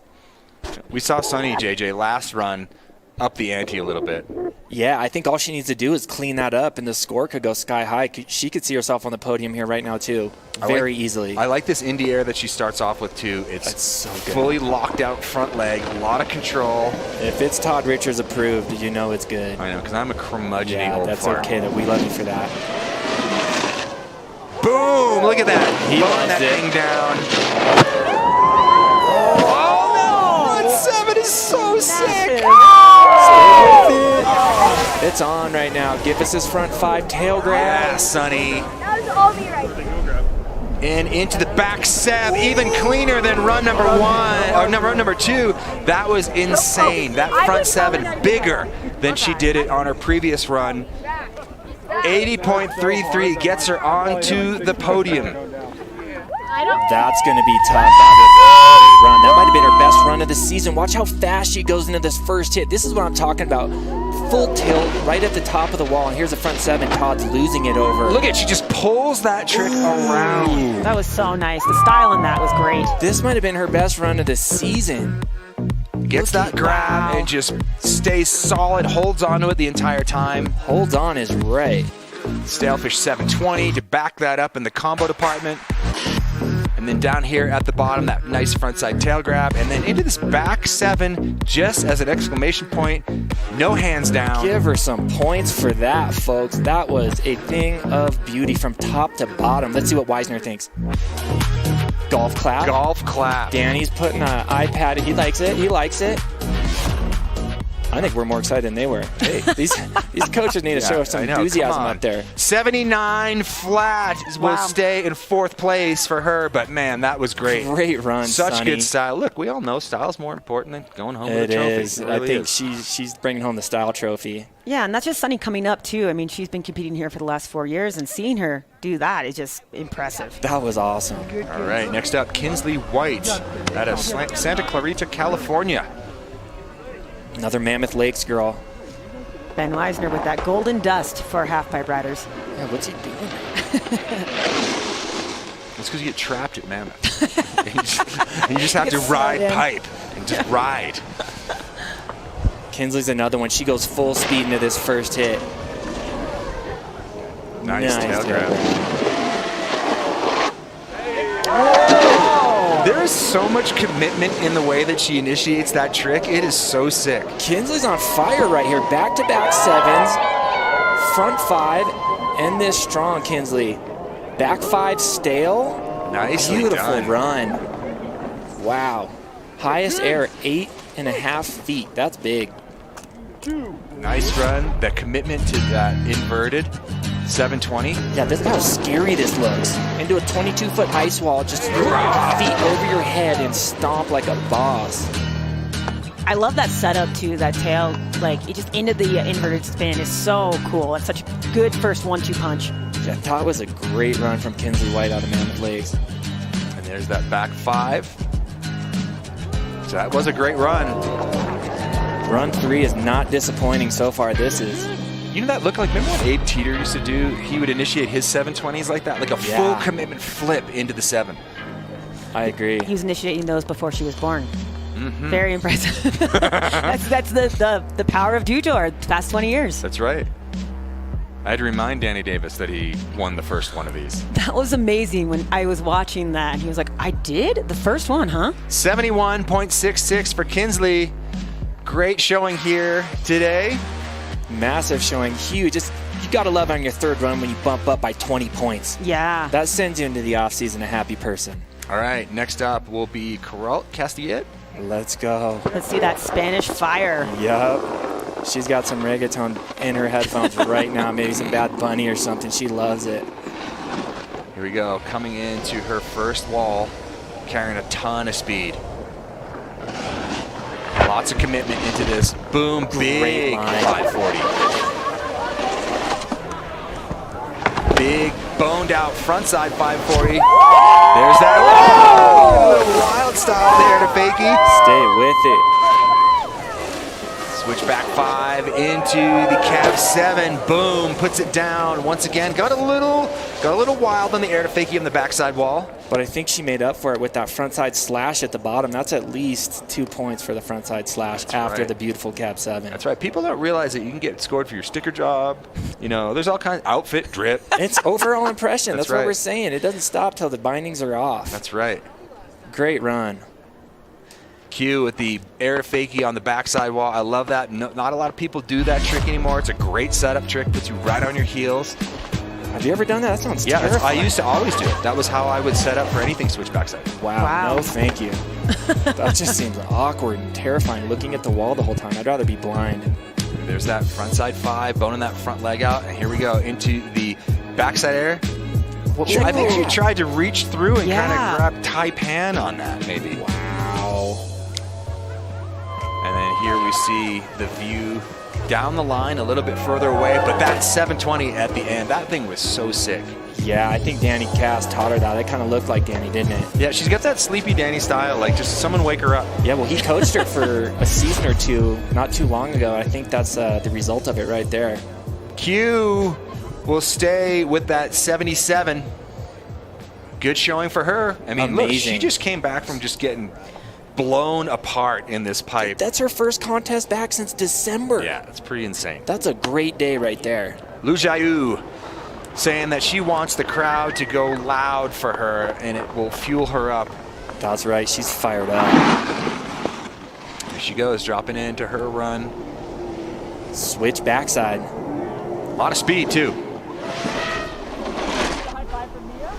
Switch backside 540 to get things going. I love that inverted 720. Makes you want to go try one yourself. Kind of does. You guys can speak for yourself on that. Let's go. End it strong. Front 7 tail. Wow. Mixes it up a little bit on that final run. Currently in second place. Lots of precision there. Like as we talked about before, I think she just is solid, very precise, looks good. Yeah, from top to bottom. And like I said, I love how she changes. Each grab is different. The judges love to see that. Yeah. That was sick. Here, this is the cab 7. And that was gigantic. Wow. If I do a cab 7 this year, it's because of Jiayu. Look how big that was. About I'm inspired. 7 feet out on the U.S. Air Force height meter. And I feel like she grabs that until the last moment. Front 5 stale? No thanks. I'm too scared. Big backside 540 drifting and then into this huge frontside 720 tail grab. You gotta love the change of grab down there. You know, third run, they kind of know what's coming, but she hits him with the tail grab versus stale fish. That's a bonus point. Yeah, it's those more difficult grabs that kind of stall your spin out. All right, so 86.33. She will stay with that 88 from run number 2. Stay there. Staying out. Stay, hang. Yeah. Chris is down there. Have a good time. So Kalapos will drop in next. She is right now sitting on a 58.33. For first place right now, you need to eclipse a 90.33. Yep, we got Zoe has the support here. That's her coach, Scott. Her dad's over there. That guy shreds every day. He's a savage. Zoe's ready. Third run in her backyard. Here we go. Just over the hill in Vail Valley. Starts things off. Nice backside air to get the momentum going. Todd approved. Oh, a little bit of a washout in the bottom trough of the transition. A little extra mustard on that, unfortunately. Ugh. I liked how she was giving it though. Third run, and you could tell she was going significantly faster than the other runs, and that's what you want to see. Yeah. So Zoe will stick with her previous run score. So right back up to the top, Maddie Mastro, run number 2, she gave us the double. We know that if she can put that down, the potential for taking over the lead is there. It was right there. It was in her grasp. I am on the edge of my seat, I'm nervous, guys, right now. I already have goosebumps. She hasn't even dropped in. I need to do some breathing exercises or something. So the trick will come on her final hit in the run. It's important that she keeps the height up on the setup tricks for that. She can't lose sight of what it takes to go home with the win. She's locked in today. I think Maddie's feeling it. I'm feeling really good about this run. The fist bumps look solid. Yeah, she's a shark. She's circling right now in the half pipe. She lives for this. Literally lives for this. Let's go, Maddie. She needs to do better than an 88 for second and better than a 93.3 for first place. Maddie Mastro, all eyes will be on that final hit. There you go, Maddie, carrying a lot of speed. Let's get this party started. Beautiful frontside 5. That's a with no head. Big back 5. You know it's on when she's singing going down the run. Things are going well. Here we go. There's that 7. Oh, this is looking good. On the toes, up and over, 2 times, commits. Mastro, that is what she wanted, and she gave it. There we go. This is why we come to watch Dutour. Nobody else is stepping to the commitment of the double crippler at all. Maddie Mastro, run of the season right there. From start to finish, that was picture perfect. All the tricks had the English on them. They were style all the way through, control, riding through the flat bottom, no mistakes. She was going high. She was singing, going down the run. We heard her singing her heart out. That's when you're having fun and just doing your thing. Look at the style. Every trick is picture perfect. Yeah, her takeoffs, her landings, everything looks so good. This is Maddie in her element. We love to see this. Now, watch this as she sets up with this inverted 720. Dips that shoulder, gets the stalefish grab. She's spotting it the entire time. She's just thinking about that next wall. Lands bolts. Gets a solid pump into the next wall and just commits to the up and over 2 times. Lands it high on the wall. Total control. Rack up those points. Look at this. Let's go. Excellent range. Full commitment. Opens up. Finds the transition. Oh, that view right there. Huge. It wasn't like a small get her done. And that landing was so quiet. It was so just like mellow. Let's see Weisner. Okay, there we go. You know it's a big score when the coaches are losing it. All right, remember, in order for her to overtake the lead, she needs to best a 90.33. Will that be enough? The whole run was there. It wasn't just one trick. She absolutely destroyed from top to bottom.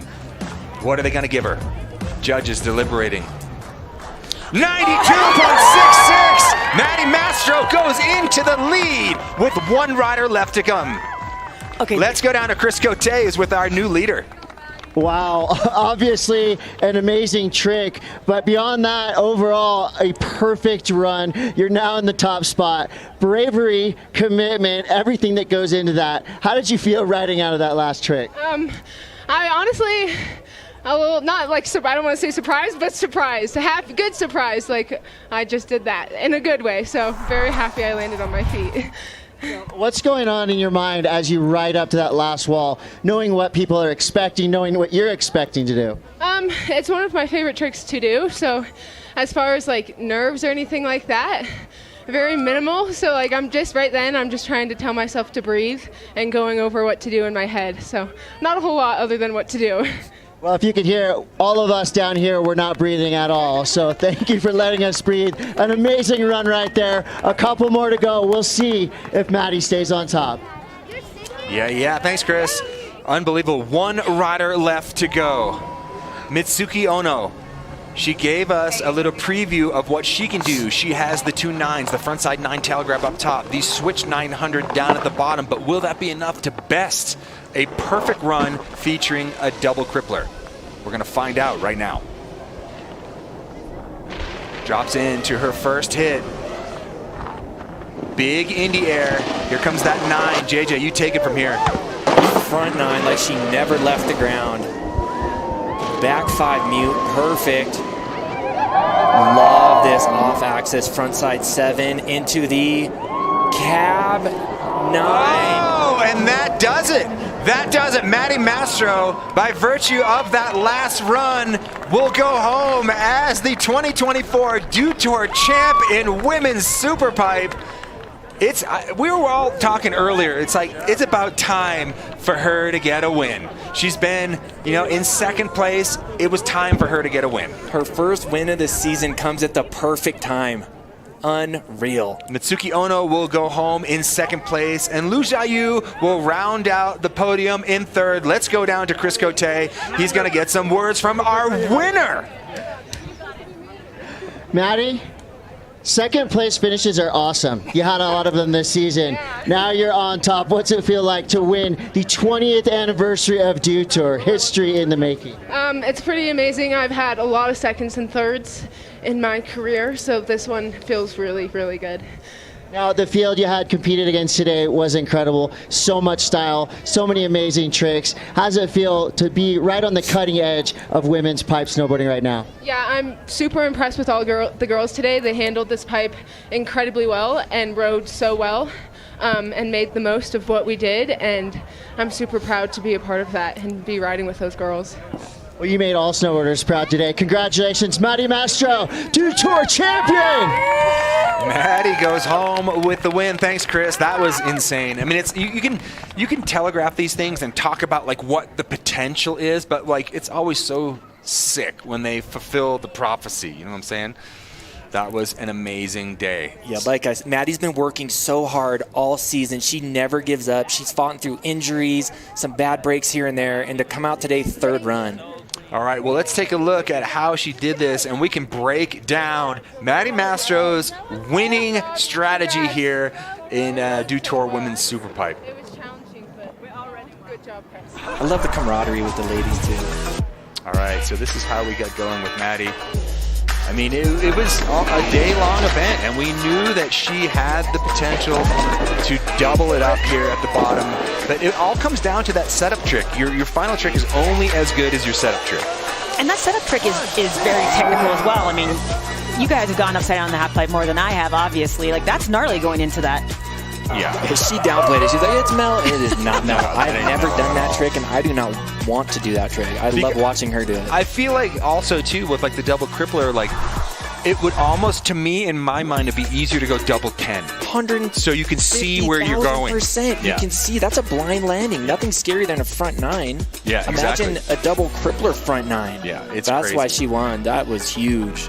So Maddie absolutely destroying it out here today. The women's Superpipe final, perfect conditions. Doesn't get any better than this. I feel like over the years, we've maybe had some interesting kind of weather patterns here, but this was a great way to celebrate 20 years. We're going to throw it down to DC right now, who's going to do the awards. Thank you very much, Todd Richards and JJ as well, and Mary joining in on that call too. And congrats to all the women out there throwing down. Let's give a big round of applause to all the women out there competing in the half pipe today. And before we introduce our podium to you, I'd like to introduce a special guest, our award presenter. We have got Sean Holes, Senior Design Director at Pepsi. Thank you very much, Sean. And your podium out here for Women's Snowboard Superpipe. In third place, coming from China, let's hear it for Lu Jiayu.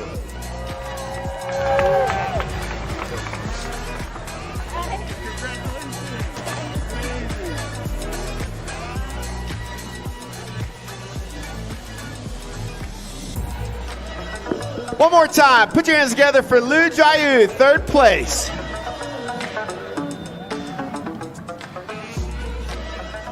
And in second place, coming out of Japan, make some noise for Mitsuki Ono!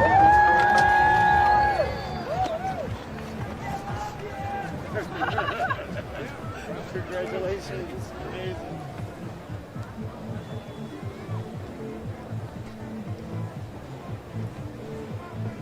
One more time, let's hear it for your second place finisher from Japan, Mitsuki Ono. And your champion. She has had quite the career, but finally getting her first win at Dew Tour.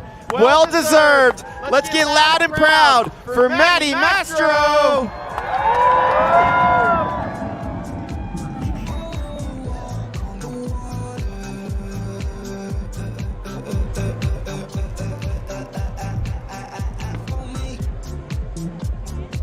Doing it on her third and final run when it counted. One more time. Let's hear it for your champion, Maddie Mastro and your podium out here for Women's Snowboard Super Pipe.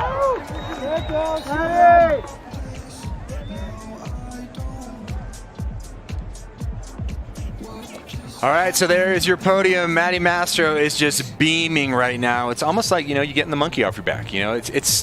Look, it sucks to get second place when you know that you have the skills to win, and especially with Maddie, we've seen so many competitions where she gets put into the lead, and then someone just comes down at the end and bumps her off. But this was her time to shine, and I honestly, when you get that win like that, it kind of opens the floodgates. So I think we're going to be seeing Maddie up on top of the podium a lot more. Yeah, I think the momentum in the win like that is so exciting, like you're saying. And Maddie's one that is not afraid to take big swings, and that obviously, sometimes can have consequences. And it's so sick to see her get that full pull run that we have been waiting to watch. It's great. And JJ, I've seen her on video do the double front 10. She's put that down. So it's like, okay, well, now what? Now what do we expect to see out of that? Because it's like, I feel like she's got that trick so wired. She has the confidence. You're going into, next season. We're moving into an Olympic cycle once again. I think we may see a new emergence of Maddie Mastro here with a newfound confidence. I'm not saying she went anywhere, but Maddie Mastro is back and better than ever. I think that was maybe the best run maybe I've ever seen her do, and that was possibly the best women's final of the year for me to watch. Certainly the most relaxed. Yeah. She has so much poise. And I feel like with all the women too, it's like when you're watching the women and they look relaxed, that's when you get the best product. You get the best riding. So let's take a look back at how she got it done here. Obviously, Matt, we're going to be talking about Maddie Mastro as a double crippler to end off an incredible competition season. But look at that, starting things off. There's two 540s. The style, though. It's all about style. Like you said, when Todd Richards approves it, it's a good day. And I feel like you like to run from top to bottom. Yeah, and it's like I said before, it's the whole thing. It's the whole package. It's how you ride across the flat bottom. It's how you grab the trick selection, where your hands are going. It's like that's the kind of thing that really adds into that overall impression. That's really what the judges should be judging on. It shouldn't just be you're doing math in the judges' booth. Oh, yeah, well said. Due to her history in the books with probably the best run of Maddie Mastro's career, taking it home, that was insane. I'm still shaking it off and emotional. She was down there. You could see how much it meant to her. She was crying. To end the season like this, like I say, when you can hang out all summer with that first place Dew Tour trophy staring back at you from your mantle, that's just a good off season. Go have fun. It's really cool. And especially with this roster, there's nothing that comes easy with the women of halfpipe right now. This is a really heavy crew, and you have to put it all out in the line in order to get to that top spot. And Maddie 100% did. Yeah, and it's just like, it's almost like the competition sometimes is battling your own demons. Yes. And that's oftentimes the more competitive aspect of dropping into the halfpipe is you can do it. It's just overcoming yourself and giving it. All right, so check this out. We are not done here at Dew Tour by any means. We have the women's street style ski coming up at 4:45, and then after that, the men's snowboard street style will cap off this evening's Dew Tour festivities. We're going to leave you here from the booth. But before we do, we're going to tease the legacy, the history of women in Dew Tour. It has been an incredible 20 years, and we're going to leave you here, and you guys are going to watch that, and we will see you tonight as we talk men's street style action. JJ, did great, dude. Thanks for having me. Yeah, you're awesome. Don't get too comfortable. Oh, I'm just excited. I'm a fan of the sport. I'm just glad to watch that with you guys. That was cool. It's fun. All right, you guys, we'll see you later. Watch this piece on the history of women in Dew Tour. Check. Yep. Charlie Tango. I'm Chris Cote, and this is Todd Richards, one of the greatest snowboarders of all time. And we're going to talk Dew Tour history. Two dudes doing Dew. So as we break down the history of Winter Dew, we would be absolutely remiss if we didn't bring in a big conversation about what the super women have done in these events. Let's start off by talking about the women of pipe and then super pipe. Your current leader is Kelly Clark. This was a series of events over the past 20 years that put women snowboarding in the forefront of what was happening in snowboarding and what's happening right now. So let's go back a little bit. Tell me about the lineage of the names that we've seen coming up through Dew Tour. So first and foremost, halfpipe. The reigning queen of royalty in the pipe will be Kelly Clark. Kelly Clark also won American Idol. That's Kelly Clark's son. Oh. So Kelly Clark, the stamp that she's put on Dew Tour, 10 podiums. 6 of those were wins, first place finishes. She was the one that inspired names like Gretchen Bleiler. And then as you get further towards where we are now, Maddie Mastro comes in. And the one that has taken the torch over from Kelly Clark is Chloe Kim. And Chloe Kim has gone on to dominate the same way Kelly Clark has, but she has now opened the door for the super youth. We are going to Patty Joe. Patty Zhu is this youngster that's come in. She's looking at Chloe Kim and put a target directly on her back saying, I want to be just like you. So 5 more years, it's going to be Patty Party completely. Girl power. You just see this lineage, and it's going to be absolutely insane to see where the next 10 years of competitive halfpipe snowboarding are going. But Dew Tour made its mark and really pushed this whole thing to the forefront. Here she is, Jamie Anderson. Slopestyle became one of the most beloved events of this entire contest series. Perfect style, perfect execution. I feel like Jamie Anderson is GOAT status. Super GOAT. You got it, Jamie. Jamie Anderson's probably the smartest slopestyle competitor the world has ever seen, and men's and women's side of things. I mean, there's been 18 Dew Tours. She's won 13 of them, and she probably didn't show up to those. It's just, she's just that flipping good. It was just about her combos and the way that she approached the slopestyle courses and how smooth she was. I mean, Jamie Anderson, she is the best slopestyle competitor the world has ever seen. Love you.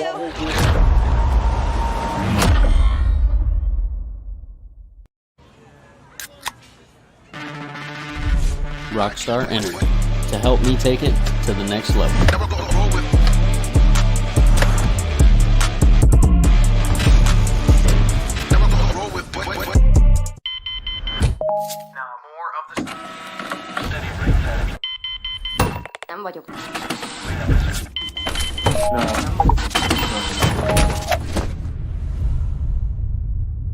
Is this it?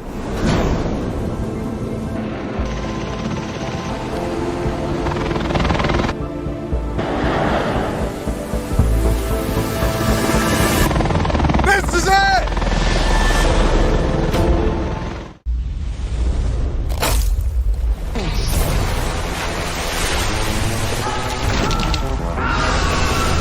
Refresh your senses with a wave of tropical lime flavor. Mountain Dew Baja Blast. In stores now.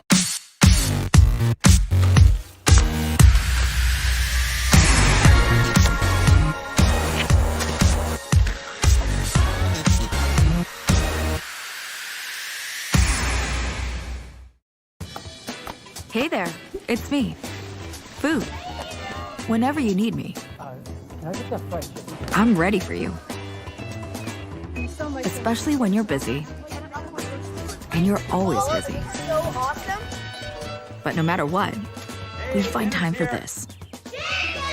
So go ahead and enjoy the moment. Because there's plenty to go around. Keep it easy, my friends. Sincerely, food. Sincerely, Safeway. Circle K's new free Inner Circle membership program makes filling up rewarding with everyday fuel discounts every fill-up. Make life a little easier. Start saving on fuel now. Download the Circle K app and join today for free. Circle K's new free Inner Circle membership program rewards you for loving all your favorites with delicious deals and personalized perks. Make life a little easier. Start saving on your favorite food and drinks now. Download the Circle K app and join today for free. Time to go? Not yet.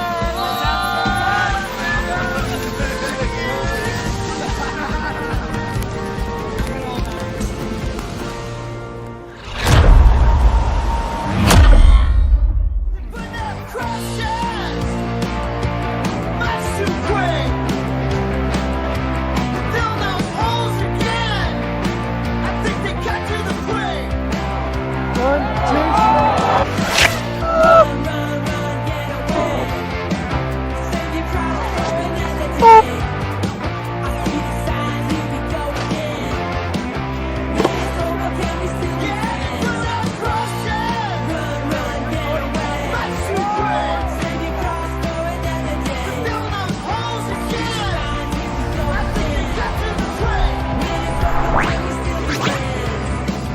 Bye.